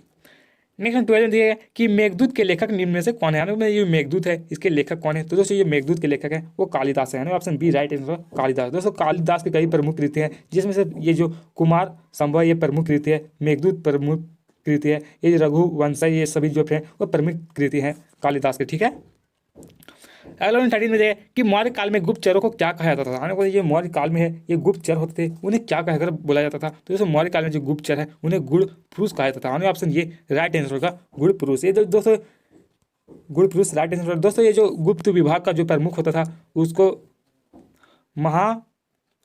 महामान प्रदेश कहा जाता था। ठीक है, और गुड़ पुरुष को जो है वो दो भागों में बांटा गया था। कौन कौन से भाग थे फ्रेंड। तो पहला इसका जो भाग है उसे संस्था कहा जाता था। क्या कहा जाता था, संस्था। और दूसरा भाग संचार। दोस्तों संस्था के अंतर्गत किस तरह कहा जाता था। तो एक जगह स्थिर होकर गुप्तचर जो कार्य करते थे उसे संस्था कहा जाता था। और संचार जो है वह अस्थिर रूप में होते थे। ठीक है, अगला 14 में दिया कि मौर्य वंश की स्थापना कब की गई। तो दोस्तों मौर्य वंश की जो स्थापना है वो 322 ईसा पूर्व किया गया था। तो ऑप्शन ये राइट आंसर होगा 322 ईसा पूर्व। मौर्य साम्राज्य की स्थापना की बात करें दोस्तों मौर्य साम्राज्य की जो स्थापना है वो चंद्रगुप्त मौर्य ने किया। तो आपसे क्वेश्चन पूछा जा सकता है कि जो मौर्य साम्राज्य है इसकी स्थापना किसने किया। तो चंद्रगुप्त मौर्य ने किया था। ठीक है, इसकी राजधानी पाटलिपुत्र था। ठीक है, नेक्स्ट 15 में दिया है कि मेगास्थनीज की पुस्तक को किस नाम से जाना जाता है। बताइए जो मेगास्थनीज है इस पुस्तक को और भी किस नाम से जाना जाता है। इसकी पुस्तक को कौन से नाम से जाना जाता है। तो इंडिका। मेगास्थनीज की कौन सी पुस्तक थी। तो इंडिका। ठीक है दोस्तों, मेगास्थनीज जो है वो एक यूनानी राजदूत थे। तो आपसे क्वेश्चन में पूछा जा सकता है ये मेगास्थनीज थे वो कहाँ के रहने वाले थे। तो यूनान के। ठीक है,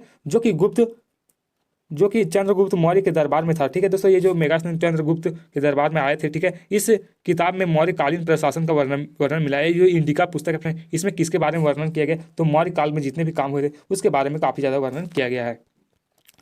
अगला क्वेश्चन 60 में दिया है कि कौशल की राजधानी कहाँ थी। यानी बताइए कौशल है इसकी राजधानी कहाँ थी। तो कौशल की राजधानी श्रावस्ती थी। यानी ऑप्शन बी राइट आंसर हो जाएगा। ठीक है दोस्तों, कौशल जो है वो कौशल को दो भागों में बांटा गया था। ठीक है, कौन कौन से भाग दोस्तों। ये जो कौशल है कहाँ पर स्थित है। तो यूपी यानी उत्तर प्रदेश में। ठीक है, इसका विस्तार जो है वो यूपी में हुआ है और इसे दो भागों में बांटा गया था, एक उत्तरी कौशल एक दक्षिणी कौशल। और उत्तरी कौशल का जो राजधानी था वो श्रावस्ती था। तो आपसे क्वेश्चन पूछा जाता है कि उत्तरी कौशल की राजधानी कहाँ थी। तो श्रावस्ती। और दक्षिणी कौशल की जो राजधानी थी वो भुसावली थी। ठीक है, अगर वो 70 में दे कि कलिंग का युद्ध कब हुआ था। आने आपको ये जो कलिंग का युद्ध है वो कब हुआ। तो 261 ईसा पूर्व जो है वो कलिंग का युद्ध हुआ था। तो ऑप्शन ये राइट आंसर होगा 261 ईसा पूर्व। ठीक है दोस्तों, कलिंग युद्ध जो है वो कलिंग कहाँ पर था। उड़ीसा में हुआ था। किसके बीच ये युद्ध हुआ था। तो नरेश vs अशोक के बीच नरेश और अशोक के बीच हुआ था। ठीक है, और इसका जो वर्णन है वो अशोक के 13वें शिलालेख में मिलता है। यानी कलिंग का युद्ध का वर्णन कहाँ पे मिलता है। तो अशोक के 13वें शिलालेख में। ठीक है,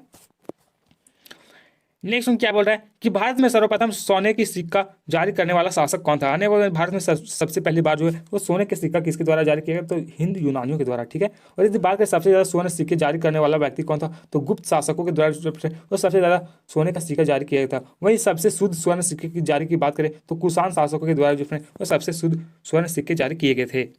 नेक्स्ट 19 में देगा कि मथुरा किसकी राजधानी थी। आने को इनमें से जो मथुरा है मथुरा की राजधानी कहाँ थी। तो सूरसेन जो फ्रेंड वो मथुरा की राजधानी थी। तो ऑप्शन ये राइट आंसर हो जाएगा। अगला 20 में दिया कि विमान मंदिर के किस भाग को कहा जाता था। आने को ये विमान है वो मंदिर के कौन से भाग को कहा जाता था। तो मैंने आपको बताया है दोस्तों कि मंदिर के जो विमान है वो गर्भगृह के ऊपरी आकृति को जो है वो विमान कहा जाता था। तो ऑप्शन सी राइट आंसर होगा गर्भगृह के ऊपरी आकृति को।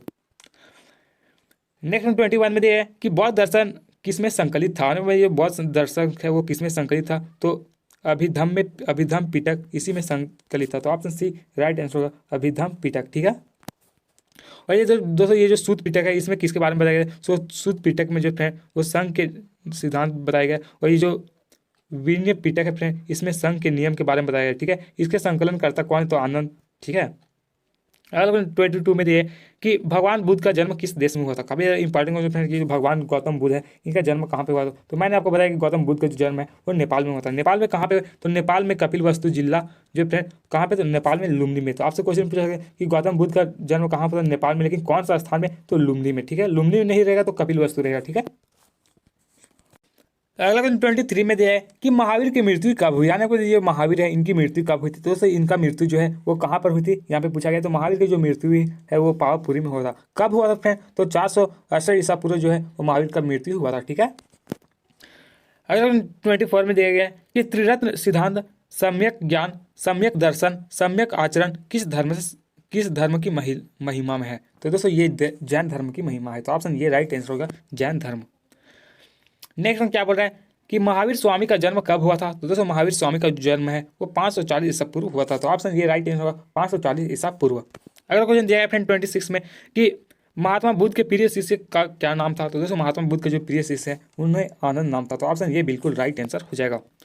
अगला क्वेश्चन क्या बोल रहा है कि जैन परंपरा के अनुसार प्रथम तीर्थकर कौन थे। तो दोस्तों जैन परंपरा के अनुसार देखा जाए प्रथम तीर्थकर तो ऋषि भदेव को जो है वो जैन धर्म के अनुसार प्रथम तीर्थकर माना जाता है। ठीक है, यहाँ से आपसे क्वेश्चन में और भी कई क्वेश्चन पूछा जा सकता है कि ये जो दोस्तों दूसरा तीर्थकर कौन थे। दोस्तों दूसरा जो तीर्थकर थे वो अजित नाथ थे। ठीक है, तो जैन धर्म के अनुसार यदि दूसरा तीर्थकर पूछेगा तो अजित नाथ। ठीक है, 23वें तीर्थकर कभी कभी पूछा फिर, तो 23वें जो तीर्थकर थे वो कौन थे, तो पार्श्वनाथ जो है वो जैन धर्म के अनुसार 23वें तीर्थकर थे। वही महावीर की बात करें तो महावीर जो है वो 24वें तीर्थकर थे। ठीक है, और ये दोस्तों संभवनाथ जो है वो 3rd तीर्थकर थे, और नेमी नाथ जो है वो 21वें तीर्थकर थे। अगला क्वेश्चन 28 में दिया कि जैन धर्म के 24वें तीर्थकर कौन थे। मैंने आपको पहले बताया जो जैन धर्म के जो 24वें तीर्थकर थे वो कौन थे, तो वर्धमान महावीर। यानी ऑप्शन डी राइट आंसर हो जाएगा, वर्धमान महावीर।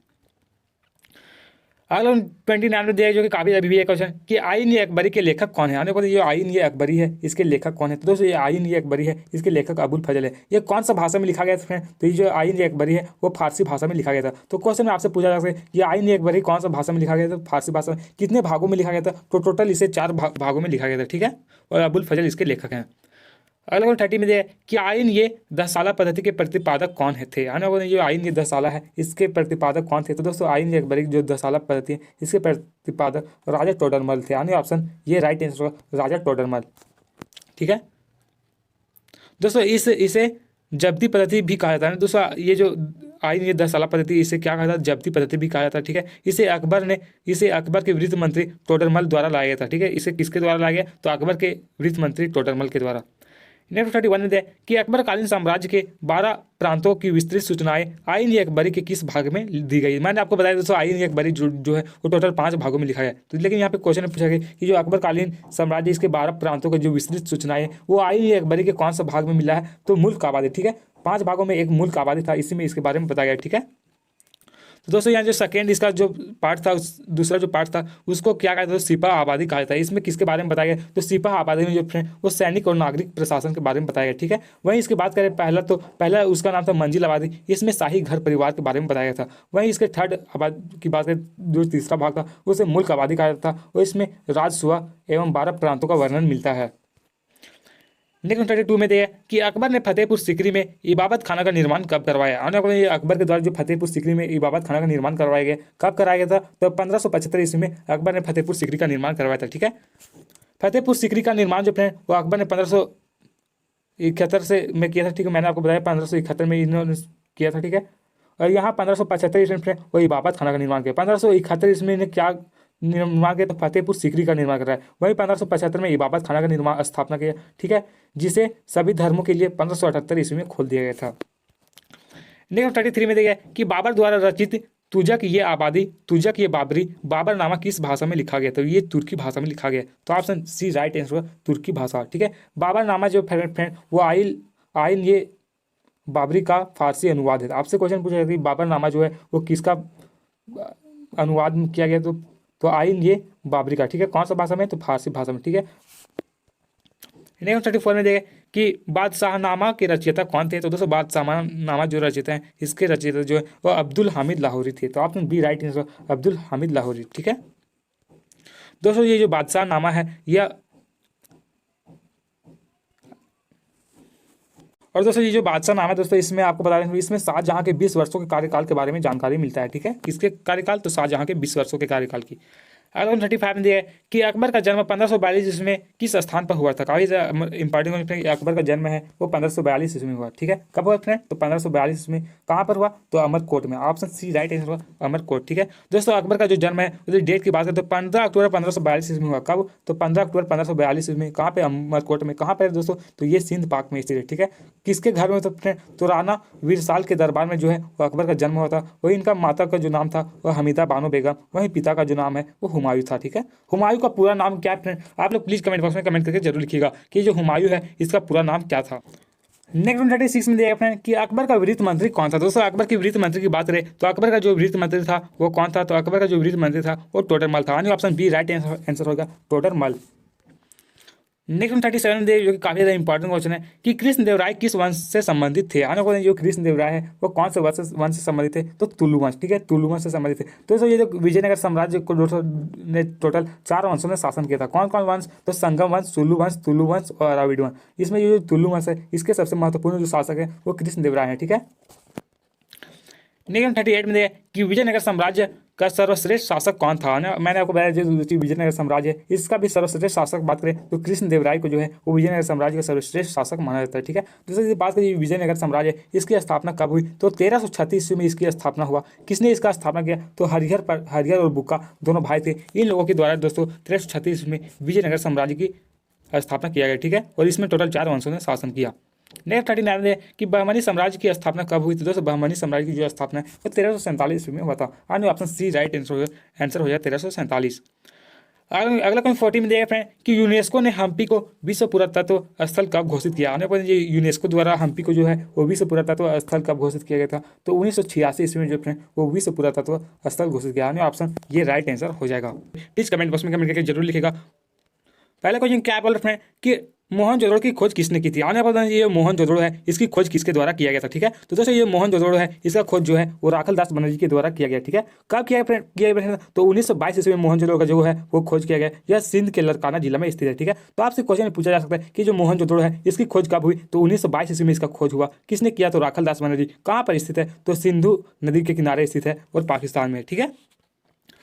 नेक्स्ट क्या बोल रहे हैं कि डाकयार्ड यानी गोदीवाड़ा का अवशेष किस नगर से प्राप्त हुआ था? आपको जो डाकयार्ड गोदीवाड़ा का अवशेष जो है वो इनमें से कौन सा नगर से प्राप्त हुआ था? तो दोस्तों ये जो डाकयार्ड है इसका जो अवशेष है वो लोथल से प्राप्त हुआ था, ठीक है। तो ऑप्शन डी राइट आंसर होगा, लोथल। दोस्तों लोथल जो है वो एक बंदरगाह के लिए काफी ज्यादा प्रसिद्ध है, ठीक है। तो आपसे क्वेश्चन ये पूछा जाएगा कि लोथल किस लिए फेमस था? तो बंदरगाह के लिए, जो कि व्यापारिक दृष्टिकोण से काफी ज्यादा महत्वपूर्ण था, ठीक है। और ये जो लोथल है दोस्तों वो भोगवा नदी के किनारे स्थित है और इसकी खोज जो है वो एस.आर. राव के द्वारा किया गया। दोस्तों यहाँ पे जितने भी ये पॉइंट दिए गए इन सभी पॉइंट को आप ध्यान पूर्वक देखिएगा, क्योंकि दोस्तों इन सभी पॉइंट से भी आपके एग्जाम में क्वेश्चन पूछे जाते हैं, ठीक है। अगला क्वेश्चन 3 में दिया है कि मौर्य वंश के अंतिम शासक कौन थे? तो दोस्तों ये मौर्य वंश है इनके अंतिम शासक जो है वो बृहदत्त थे। आने ऑप्शन बी राइट आंसर होगा, बृहदत्त। दोस्तों बृहदत्त जो है वो इसे पराजित कर पुष्य मित्र शंगु ने शुंग वंश की स्थापना की थी, ठीक है। तो ये आपके लिए काफी ज्यादा महत्वपूर्ण हो जाता है। लेकिन क्या बोल रहा है कि अर्थशास्त्र के रचयिता कौन थे? काफी ज्यादा इंपॉर्टेंट क्वेश्चन है कि जो अर्थशास्त्र है इसके रचयिता कौन है? तो दोस्तों अर्थशास्त्र है इसके रचयिता कौटिल्य है। यानी ऑप्शन बी राइट आंसर होगा। दोस्तों ये जो कौटिल्य है इन्हें और भी कई नामों से जाना जाता है, ठीक है। चाणक्य और विष्णुगुप्त। तो यदि कौटिल्य ऑप्शन में नहीं रहेगा और चाणक्य या विष्णुगुप्त में कोई भी रहेगा तो आपको सही आंसर करना है, ठीक है। दोस्तों ये जो चंद्रगुप्त के प्रधानमंत्री अर्थशास्त्र के राजनीति के बारे में वर्णन किया गया इस पुस्तक में, ठीक है। तो आपसे क्वेश्चन में पूछेगा कि जो अर्थशास्त्र इसमें किसके बारे में वर्णन किया गया? तो चंद्रगुप्त के प्रधानमंत्री अर्थशास्त्र के राजनीति के बारे में, ठीक है। अगला क्वेश्चन 5 में दिया है कि मृतकों का टीला कहा जाता है। जो मृतकों का टीला है वो किससे कहा जाता है? दोस्तों मृतकों का जो टीला है वो मोहनजोदड़ो को कहा जाता है। तो ऑप्शन बी राइट आंसर होगा, मोहनजोदड़ो। दोस्तों ये जो मोहनजोदड़ो है वो सिंधी भाषा का शब्द है। तो कई बार क्वेश्चन में पूछा जाता है कि जो मोहनजोदड़ो शब्द है वो कौन सा भाषा का शब्द है? तो सिंधी भाषा का शब्द, जिसका अर्थ मृतकों का टीला होता है, ठीक है। मोहनजोदड़ो का जो शाब्दिक अर्थ है वो क्या होता है? तो मृतकों का टीला, और इसे सिंध का बाग भी कहा जाता है, ठीक है। अगला क्वेश्चन 6 में दिया है कि हड़प्पा किस नगर हड़प्पा की खोज किस वर्ष हुई? काफी ज़्यादा भी ये क्वेश्चन है कि जो हड़प्पा है इसकी खोज कब हुई थी? तो दोस्तों ये जो हड़प्पा है इसकी खोज 1921 ईस्वी में हुआ था। किसके द्वारा इसका खोज किया गया फ्रेंड? तो इसका खोज जो है वो दयाराम साहनी के द्वारा किया गया था, ठीक है। किसके द्वारा? दयाराम साहनी के द्वारा। कब? तो 1921 ईस्वी में। कौन सा नदी के किनारे स्थित है फ्रेंड? तो ये जो हड़प्पा है वो रावी नदी के किनारे स्थित है, ठीक है। अगला क्वेश्चन सेवन दिया है कि सिंधु घाटी सभ्यता में नृत्य करती हुई लड़की की मूर्ति किस स्थान से प्राप्त हुई थी? काफी ज्यादा भी क्वेश्चन फ्रेंड कि जो सिंधु घाटी सभ्यता है इसमें जो नृत्य करती हुई लड़की का जो अवशेष मिला था वो कौन सा स्थान से मिला था? तो मोहनजोदड़ो से मिला था फ्रेंड ये जो नृत्य करती हुई लड़की। और ये जो मूर्ति है फ्रेंड वो कौन सा धातु से बनाया गया था? तो कांस्य धातु से ये जो मूर्ति है वो बनाया गया था, ठीक है। अगला क्वेश्चन क्या बोल रहा है कि मौर्य साम्राज्य की स्थापना किसने की? काफी ज्यादा भी क्वेश्चन है ये जो मौर्य साम्राज्य है इसकी स्थापना जो है वो किसके द्वारा किया गया? तो दोस्तों मौर्य साम्राज्य की स्थापना चंद्रगुप्त मौर्य के द्वारा कराया गया था। तो ऑप्शन बी राइट आंसर हो जाएगा, ठीक है, चंद्रगुप्त मौर्य। और दोस्तों ये मौर्य वंश की स्थापना जो है वो 322 ईसा पूर्व में नंद वंश के शासक धरानंद को पराजय कर चंद्रगुप्त मौर्य ने चाणक्य के सहयोग से किया था। तो आपसे क्वेश्चन पूछा गया कि मौर्य वंश की स्थापना कब हुई? तो 322 ईसा पूर्व, ठीक है। और किसके सहयोग से हुआ? तो चंद्रगुप्त मौर्य के चाणक्य के सहयोग से हुआ था, ठीक है, मौर्य वंश की स्थापना। अगला क्वेश्चन दिया गया कि मौर्य साम्राज्य में प्रचलित मुद्रा का क्या नाम था? बताइए मौर्य साम्राज्य इसमें जो प्रचलित मुद्रा है उसको क्या कहा था? तो दोस्तों उसे पर्ण कहा जाता था। ऑप्शन ये राइट आंसर होगा, पर्ण, ठीक है। दोस्तों वाणिज्य व्यापार का अध्यक्ष जो है वो पन्ना अध्यक्ष कहलाता था। वो कृषि विभाग का जो अध्यक्ष है वो उसे सीता अध्यक्ष कहा जाता था, ठीक है।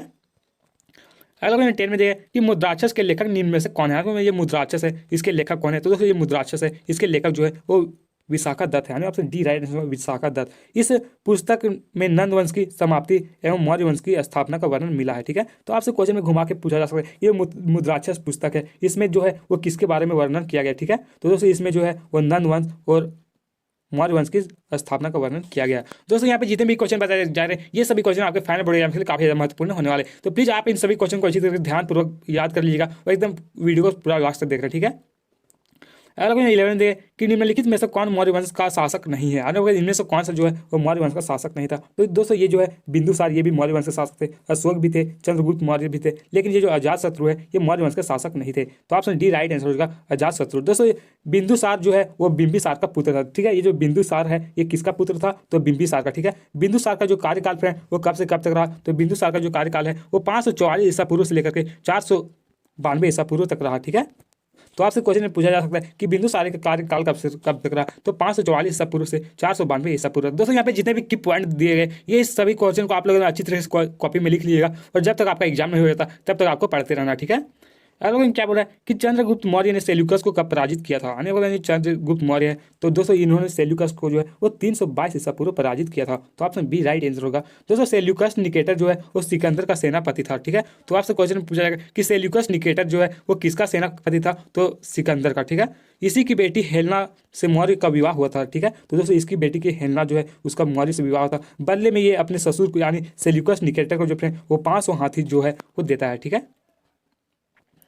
अगला क्वेश्चन दिया गया कि अमरावती का स्तूप किस राज्य में स्थित है? आने वाले जो अमरावती का स्तूप है वो कौन सा राज्य में स्थित है? तो अमरावती का जो स्तूप है वो आंध्र प्रदेश में स्थित है। अन्य ऑप्शन ये राइट आंसर होगा, आंध्र प्रदेश। दोस्तों ये जो अमरावती का स्तूप है वो आंध्र प्रदेश के गुंटूर जिला में स्थित है। कौन सा जिला? तो गुंटूर जिले में, ठीक है। कौन सा नदी किनारे पर है? तो कृष्णा नदी के दाहिने तट पर स्थित है और इसे अमरेश्वर स्तूप भी कहा जाता है, ठीक है।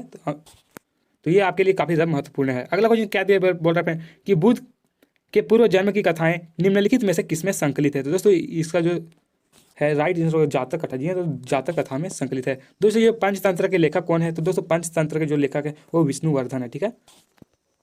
अगला क्वेश्चन क्या बोल रहा है कि भोपाल की किस बेगम ने सांची के स्तूप में संरक्षण में योगदान दिया था? आने पर ये जो भोपाल के इनमें से कौन सा बेगम जो वो सांची के स्तूप में काफी ज्यादा योगदान दिया था? तो शाहजहां बेगम और सुल्तान जहां बेगम जो है वो काफी ज्यादा योगदान दिए थे। तो ऑप्शन डी राइट होगा, बी और सी दोनों, ठीक है। दोस्तों ये जो सांची का स्तूप है वो कहाँ पर स्थित है? तो मैंने आपको बताया कि जो सांची का स्तूप है वो मध्य प्रदेश के रायसेन जिला में स्थित है, जिसकी खोज जो है फ्रेंड वो 1818 ईस्वी में जनरल टेलर ने किया था। तो आपसे क्वेश्चन पूछा जा सकता है कि जो सांची है इसका स्तूप का जो है वो इसका बनाया गया, तो इसकी खोज जो 1818 में हुआ और इसे जनरल टेलर ने इसकी खोज किया था, ठीक है। कौन सा राज्य में है? तो मध्य प्रदेश।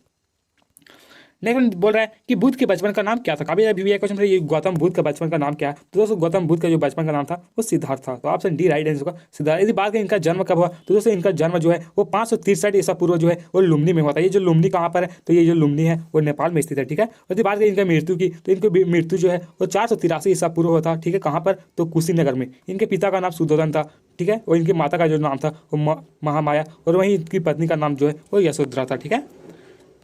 अगला क्वेश्चन क्या बोल रहे हैं कि महावीर का जन्म कहाँ हुआ था। दोस्तों ये महावीर का जन्म जो है वो वैशाली में हुआ था। तो ऑप्शन ये राइट आंसर होगा वैशाली। दोस्तों महावीर का जन्म कब हुआ तो 540 ईसा पूर्व जो है वो महावीर का जन्म हुआ था, ठीक है। इनकी मृत्यु कब हुई थी तो 468 ईस्वी पूर्व इनकी मृत्यु होगी। इनके माता का नाम जो है वो त्रिशला था, ठीक है, और पिता का नाम सिद्धार्थ था, ठीक है, और इनके बचपन का नाम जो है वो वर्धमान था।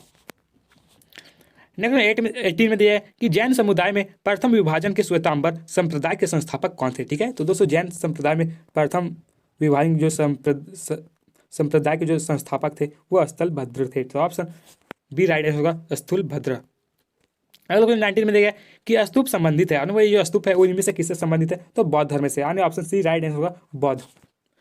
दोस्तों जिन भाई और बहनों ने चैनल को सब्सक्राइब कर लिया उन लोगों के तहे दिल से धन्यवाद। जिन लोगों ने चैनल को सब्सक्राइब नहीं किया यार प्लीज चैनल को सब्सक्राइब कर लीजिए, क्योंकि फ्रेंड यहाँ पे क्लास 12 का जो है वो क्लास 12 का फाइनल बोर्ड एग्जाम का बहुत ही बेहतरीन तरीके से इस चैनल में तैयारी करवाया जा रहा है, ठीक है। अगला क्वेश्चन क्या बोला है कि कुंडल वंश कश्मीर में चतुर्थ बौद्ध संगीति किस शासक के काल में हुआ था। दोस्तों यहाँ पे कुंडल वंश का पूछ रहा है कि कौन सा जो है कुंडल वंश कश्मीर का जो चतुर्थ बौद्ध संगीति हुए थे वो किसके कार्यकाल में होता तो कनिष्क के कार्यकाल में होता। तो ऑप्शन बी राइट आंसर होगा कनिष्क। दोस्तों यहाँ पे चतुर्थ पूछा, लेकिन आपसे अगर पहला बौद्ध संगीति पूछा जाएगा, पहला बौद्ध संगीति जो है वो किसके कार्यकाल में हुआ तो प्रथम बौद्ध संगीति जो है वो अजात शत्रु के कार्यकाल में होता है, ठीक है। सेकंड बौद्ध संगीति जो है वो किसके कार्यकाल में हुआ तो काला अशोक के कार्यकाल में जो है वो दूसरा बौद्ध संगीति हुआ, ठीक है। तीसरा बौद्ध संगीति जो है वो अशोक के कार्यकाल में हुआ, और चौथी बौद्ध संगीति जो है वो कनिष्क के कार्यकाल में हुआ। तो यहाँ से आपसे कोई भी क्वेश्चन पूछा जा सकता है कि दूसरी बौद्ध संगीति किसके कार्यकाल में हुई, पहली किसकी हुई या फिर चौथा किसका हुआ। तो आपको पूरा डिटेल में पढ़ना है ताकि आपका क्लास 12 के बोर्ड एग्जाम में एक भी क्वेश्चन आपका गलत ना हो। नहीं क्या बोल रहा है कि सूफी परंपरा में पीर का क्या अर्थ है। काफी इंपॉर्टेंट क्वेश्चन है कि ये जो सूफी परंपरा है इसमें पीर का क्या अर्थ होता है तो पीर का जो अर्थ है वो गुरु होता है। यहाँ पे पीर पूछा गया, शायद आपके बोर्ड एग्जाम में पूछ देगा कि मुरीद का अर्थ क्या होता है, सूफी परंपरा में मुरीद का अर्थ क्या होता है तो मुरीद का जो अर्थ है वो शिष्य होता है। जियारत का अर्थ क्या होता है, जियारत का जो अर्थ है वो दरगाह की यात्रा। वहीं खानकाह की बात करें तो खानकाह का जो अर्थ है वो सूफी संतों का आवास स्थल होता है, ठीक है, या फिर विश्राम स्थल, ठीक है। अगला पूछेगा कि जिम्मी का अर्थ क्या था तो गैर मुसलमानों से वसूला जाने वाला जो कर्ज है उसे जिम्मी कहा जाता है, ठीक है। ये जो सिलसिला है इसका जो अर्थ है वो संप्रदाय होता है, ठीक है। नेक्स्ट वन बोल रहे हैं कि भक्ति एवं सूफी आंदोलन के संतों का योगदान था। आने वाली जो भक्ति और सूफी आंदोलन है इनका योगदान जो है वो किसमें था तो धार्मिक सद्भाव में भी इनका काफी योगदान होता था। हिंदू और मुसलमानों में एकता में भी काफी ज्यादा योगदान होता था। सामाजिक सद्भाव में भी योगदान होता था। तो ऑप्शन डी राइट आंसर होगा इनमें से सभी, ठीक है। तो ऑप्शन डी राइट आंसर हो जाएगा। नेक्स्ट क्या बोल रहे हैं कि भक्ति आंदोलन भारत के किस क्षेत्र से प्रारंभ हुआ। काफी ज्यादा इंपॉर्टेंट ये भक्ति आंदोलन है और भारत के कौन सा क्षेत्र से प्रारंभ होता तो दक्षिण भारत से शुरू हुआ था, ठीक है। तो ऑप्शन बी राइट आंसर होगा दक्षिण। दोस्तों भक्ति आंदोलन की जो है वो शुरुआत कब हुई तो भक्ति आंदोलन की शुरुआत 7वीं सदी में हुआ था। कहाँ से तो दक्षिण भारत के कर्नाटक राज्य से। तो आपसे क्वेश्चन पूछा जाता है कि भक्ति आंदोलन की जो शुरुआत है वो कौन सा राज्य से हुआ था तो कर्नाटक राज्य से, ठीक है। और शुरू करने का जो श्रेय है फ्रेंड वो किसके जाता था तो शंकराचार्य जो फ्रेंड वो भक्ति आंदोलन की शुरू करने का श्रेय जाता है। और यदि आपसे क्वेश्चन पूछा गया कि भक्ति आंदोलन को जो है वो उत्तर भारत से दक्षिण भारत में लाने का श्रेय किसे जाता है तो रामानंद को जो फ्रेंड वो भक्ति आंदोलन को जो है उत्तर भारत से दक्षिण भारत में लाने का श्रेय जाता है। अगला कोई बोल रहा है कि कीर्तन को प्रारंभ करने वाला संत का क्या नाम था। हमें बताने जो कीर्तन को प्रारंभ करने वाले संत है उसे क्या नाम था तो चैतन्य महाप्रभु, यानी ऑप्शन डी राइट आंसर होगा चैतन्य महाप्रभु। ये चैतन्य महाप्रभु जो है वो बंगाल के प्रमुख संत थे। तो कई बार क्वेश्चन पूछा गया कि चैतन्य महाप्रभु कहाँ के प्रमुख संत थे तो बंगाल के, ये सगुन परंपरा के थे, ठीक है। चैतन्य महाप्रभु कौन सा परंपरा के थे तो सगुन परंपरा। नेक्स्ट क्या बोल रहा है कि निजामुद्दीन औलिया किस सूफी सिलसिले से संबंधित है। निजामुद्दीन औलिया जो है वो इनमें से कौन से सूफी सिलसिले से संबंधित है तो चिश्ती संप्रदाय से। तो ऑप्शन ये राइट आंसर होगा चिश्ती संप्रदाय। दोस्तों ये जो निजामुद्दीन औलिया का वास्तविक नाम जो है वो मोहम्मद बिन अहमद बिन दलियल अल बुखारी था। काफी ज्यादा इसका लंबा नाम है मोहम्मद बिन अहमद बिन दलियल अल बुखारी, ठीक है। ये दिल्ली के 7वें सुल्तानों का काल देखा था। दोस्तों ये जो मोहम्मद बिन अलिया जो फ्रेंड है निजामुद्दीन औलिया जो है वो दिल्ली के 7वें सुल्तानों का काल देखा था, ठीक है। ये चिश्ती संप्रदाय में सबसे प्रसिद्ध सूफी थे संत थे। तो आपसे क्वेश्चन पूछा जा सकता है कि चिश्ती संप्रदाय में सबसे प्रसिद्ध सूफी संत कौन थे तो निजामुद्दीन औलिया, ठीक है। और इनके गुरु का जो नाम था वो बाबा फरीद था। नेक्स्ट दिया गया कि तालवंडी किसका जन्म स्थान था। ये तालवंडी है वो इनमें से किसका जन्म स्थान हुआ था तालवंडी में। तो गुरु नानक का जो जन्म है वो तालवंडी में हुआ था। तो कब हुआ था? तो गुरु नानक का जो जन्म है वो 1469 ईस्वी में पंजाब के तालवंडी में हुआ था। ठीक है, तो आपसे क्वेश्चन में पूछा जा सकता है कि गुरु नानक का जन्म कब हुआ? तो 1469 ईस्वी में। कहाँ पर? तो पंजाब के तालवंडी में। ठीक है, ये सिख धर्म के संस्थापक थे। यानी ये जो गुरु नानक है फ्रेंड वो कौन से धर्म के संस्थापक थे? तो सिख धर्म के। ठीक है, और इनकी मृत्यु जो है वो 1538 ईस्वी में हो जाती है। यानी गुरु नानक का जो मृत्यु है वो 1538 ईस्वी में हुआ था। नेक्स्ट 27 में दिया कि किस काल में प्रशासन में नायंकर व्यवस्था एवं आयंकर व्यवस्था प्रचलित थी। हालांकि इनमें से कौन से काल में जो फ्रेंड वो आयंकर और नायंकर व्यवस्था काफी ज्यादा प्रचलित थी? तो विजयनगर काल में। ठीक है, तो ऑप्शन बी राइट आंसर होगा विजयनगर काल। अगला क्वेश्चन क्या बोल रहे हैं कि 1565 ईस्वी में कौन सा प्रसिद्ध युद्ध हुआ था। काफी भी क्वेश्चन था कि जो 1565 ईस्वी में जो वो कौन सा प्रसिद्ध युद्ध हुआ था। तो तालीकोटा का युद्ध जो है वो 1565 ईस्वी में हुआ था। तो ऑप्शन ये राइट आंसर होगा तालीकोटा का युद्ध। ठीक है दोस्तों, ये जो तालीकोटा का युद्ध है फ्रेंड इसे और भी कई नामों से जाना जाता है। तो दोस्तों तालीकोटा का युद्ध जो है उसे राक्षस तंगड़ी का युद्ध भी कहा जाता है। तो यहाँ पे शायद आपसे पूछेगा कि जो राक्षस तंगड़ी का युद्ध कब होता। तो दोस्तों राक्षस तंगड़ी का जो युद्ध है वो 23 जनवरी 1565 ईस्वी में हुआ था। ठीक है, और दोस्तों किसके किसके बीच हुआ था? तो दोस्तों ये तालीकोटा का युद्ध है वो राम राय और आदिल शाह के बीच हुआ था। इसमें ये जो राम राय है इनका हार हो गया था और ये जो आदिल शाह है ये जीत गए थे। ठीक है, अगला क्वेश्चन 29 में देखिए कि विजयनगर साम्राज्य की स्थापना कब हुई। काफी क्वेश्चन है, ये विजयनगर साम्राज्य है इसकी स्थापना कब हुई। तो दोस्तों विजयनगर साम्राज्य की स्थापना जो है वो 1336 ईस्वी में हुआ था। ठीक है, कब हुआ? 1336 ईस्वी में। विजयनगर की स्थापना जो है 1336 ईस्वी में हरिहर और बुक्का ने किया था। तो क्वेश्चन में आपसे पूछा जाएगा कि विजयनगर साम्राज्य की स्थापना किसने किया? तो हरिहर और बुक्का दोनों भाइयों के द्वारा 1336 ईस्वी में इसकी स्थापना किया गया। ठीक है, और दोस्तों ये जो 1347 ईस्वी में ये बहमनी साम्राज्य की स्थापना हुआ। तो क्वेश्चन में शायद आपसे पूछा जा सकता है कि बहमनी साम्राज्य की स्थापना कब हुई। तो 1347 में बहमनी साम्राज्य की स्थापना हुई थी। ठीक है, नेक्स्ट वन दिया है कि कृष्णदेवराय किस साम्राज्य के राजा थे। यानी आपको कृष्णदेवराय है जो कि काफी ज्यादा प्रसिद्ध व्यक्ति थे। ये जो कौन सा साम्राज्य के राजा थे? तो विजयनगर साम्राज्य। ठीक है, तो दोस्तों विजयनगर साम्राज्य की स्थापना कब हुई? 1336। मैंने आपको पहले ही बताया कि विजयनगर साम्राज्य की जो स्थापना है वो 1336 ईस्वी में हुआ था। ठीक है, दोस्तों ये कृष्णदेवराय है विजयनगर साम्राज्य के तुलु वंश के शासक थे। ठीक है, तो आपसे क्वेश्चन पूछा जाता है कि तुलु वंश के शासक कौन थे? तो कृष्णदेवराय इस साम्राज्य के सबसे महान भी शासक थे। तो आपसे क्वेश्चन पूछा जा सकता है कि विजयनगर साम्राज्य जो है उसके सबसे प्रमुख शासक कौन थे, सबसे शक्तिशाली शासक कौन थे? तो ये जो है वो कृष्णदेवराय। ठीक है, इन्हें जो फ्रेंड वो आंध्र भोज और अभिनव भोज का उपाधि दिया गया था। तो आपसे शायद क्वेश्चन पूछा जाएगा कि आंध्र भोज और अभिनव भोज का उपाधि इनमें से कौन सा व्यक्ति के दिया गया था? तो कृष्णदेवराय को। अगला क्वेश्चन क्या बोल रहा है कि प्रसिद्ध ऐतिहासिक स्थल हम्पी किस जिले में स्थित है। तो दोस्तों ये हम्पी है वो विजयनगर साम्राज्य की राजधानी थी। तो ये कहाँ पर स्थित है? तो विजयनगर में। तो option D right answer Vijayanagara. दोस्तों हम्पी जो है वो हम्पी विजयनगर के कर्नाटक जिले में स्थित है। ठीक है, इसकी खोज जो है 1800 ईस्वी में कॉलिन मैकेंजी ने किया था। तो हम्पी का खोज किसने किया? तो कॉलिन मैकेंजी ने। कब किया? तो 1800 ईस्वी में। ठीक है, इसे 1986 ईस्वी में यूनेस्को के द्वारा जो है वो विश्व पुरातत्व स्थल घोषित किया गया। तो आपसे क्वेश्चन पूछा जा सकता है कि हम्पी को जो है वो यूनेस्को के द्वारा जो है वो विश्व पुरातत्व स्थल कब घोषित किया गया था? तो 1986 ईस्वी में। अगला क्वेश्चन क्या बोल रहे हैं कि कृष्णदेवराय के दरबार में अष्टदिग्गज कौन थे। दोस्तों कृष्णदेवराय के दरबार में जो अष्टदिग्गज थे वो 8 तेलुगु कवि थे। यानी option B right answer 8 Telugu कवि।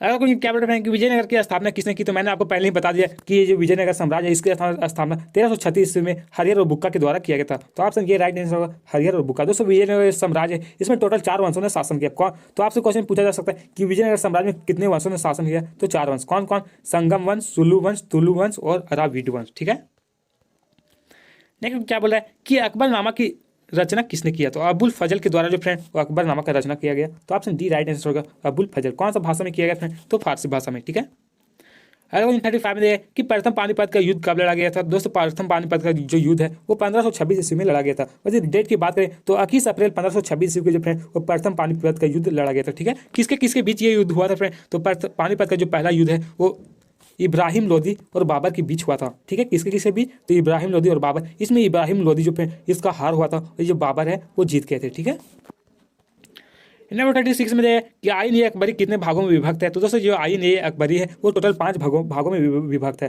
तो ऑप्शन डी राइट आंसर होगा 5 भागों में। ठीक है, दोस्तों ये आइन ए अकबरी है ये किसके द्वारा लिखा गया? तो आइन ए अकबरी जो है वो अबुल फजल के द्वारा लिखा गया था। किसके द्वारा? अबुल फजल के द्वारा लिखा गया। और कौन सा भाषा में लिखा गया? तो मैंने आपको बताया कि ये जो आइन ए अकबरी है वो फारसी भाषा में लिखा गया था। ठीक है, और कितने भागों में लिखा गया था? तो टोटल 5 भागों में लिखा गया था। अगला 37 दे कि अकबर का वित्त मंत्री कौन था। तो दोस्तों ये जो अकबर है इसके वित्त मंत्री जो है वो टोडरमल थे। तो ऑप्शन सी राइट आंसर होगा टोडरमल। नेक्स्ट क्या बोला है कि तंबाकू पर किस शासक ने प्रतिबंध लगाया था। दोस्तों ये तंबाकू पर है वो कौन सा शासक के द्वारा प्रतिबंध लगाया गया था। दोस्तों तंबाकू पर जो है वो जहांगीर ने प्रतिबंध लगाया था। लेकिन दोस्तों तंबाकू का सेवन सबसे पहली बार किसके द्वारा किया गया, तो बाबर के द्वारा। ठीक है, तो यहाँ पे चलिए थोड़ा सा की पॉइंट मैंने बता दिया कि जो तंबाकू पर प्रतिबंध जहांगीर ने लगाया। ठीक है, किंतु इसकी खोज जो है वो अकबर ने किया था। तंबाकू का खोज किसने किया, तो अकबर ने इसकी खोज किया। यह खेती जो है वो तंबाकू जो खेती है वो पुर्तगाल से जो भारत आया था। ठीक है, कब आए थे, तो 1604 ईस्वी में, 1604 ईस्वी में इसका खोज है दोस्तों। ठीक है, अगर 39 में देखें कि मुगल काल में सर्वाधिक उपजाऊ भूमि को क्या कहा जाता था। ये मुगल काल है, इसमें सर्वाधिक उपजाऊ भूमि को क्या कहा जाता था, तो पोलज। ऑप्शन ये राइट आंसर हो जाएगा। ठीक है, दोस्तों ये जो आइन ये अकबरी में है, ये मुगल काल की भूमि को जो है वो 4 भागों में बांटा गया। तो आपसे क्वेश्चन पूछा जाएगा कि जो आइन ये अकबरी पुस्तक है इसमें मुगलकालीन नगरों में जो भूमि को कितने भागों में बांटा गया, तो 4 भागों में। ठीक है, नेक्स्ट दिया गया जो कि इस वीडियो का लास्ट क्वेश्चन है कि मुगल काल में साम्राज्य की आय सर्वाधिक महत्वपूर्ण साधन क्या था। दोस्तों सर्वाधिक जो आय का महत्वपूर्ण साधन था वो भू राजस्व यानी खिराज। राइट आंसर हो जाएगा, ऑप्शन डी राइट आंसर हो जाएगा। तो इस प्रकार से दोस्तों हम लोगों ने इस वीडियो में क्लास 12 के जितने भी मॉडल सेट आए हैं उसका कंप्लीट सॉल्यूशन को कर लिया। दोस्तों अब आपको क्या करना है कि दोस्तों जब आप क्लास 12 का फाइनल बोर्ड या में अच्छे नंबर लाना चाहते हैं तो ज़्यादा कुछ नहीं करना क्या है दोस्तों, आपका जितने भी सिलेबस के अनुसार जो जो चैप्टर पढ़ना है उसका इंपॉर्टेंट क्वेश्चन कर लेना, जो कि इस चैनल के प्लेलिस्ट में करवा दिया गया है। और इस चैनल में दोस्तों क्लास 12 का फाइनल बोर्ड एग्जाम की तैयारी बहुत ही ज़्यादा बेहतरीन तरीके से करवाया जा रहा है। तो जिन भाई और बहनों ने चैनल को सब्सक्राइब कर लिया उन लोगों को तहे दिल से धन्यवाद, और जिन लोगों ने चैनल को सब्सक्राइब नहीं किया यार प्लीज़ चैनल को सब्सक्राइब करके बेल आइकन बटन पर प्रेस कर ले।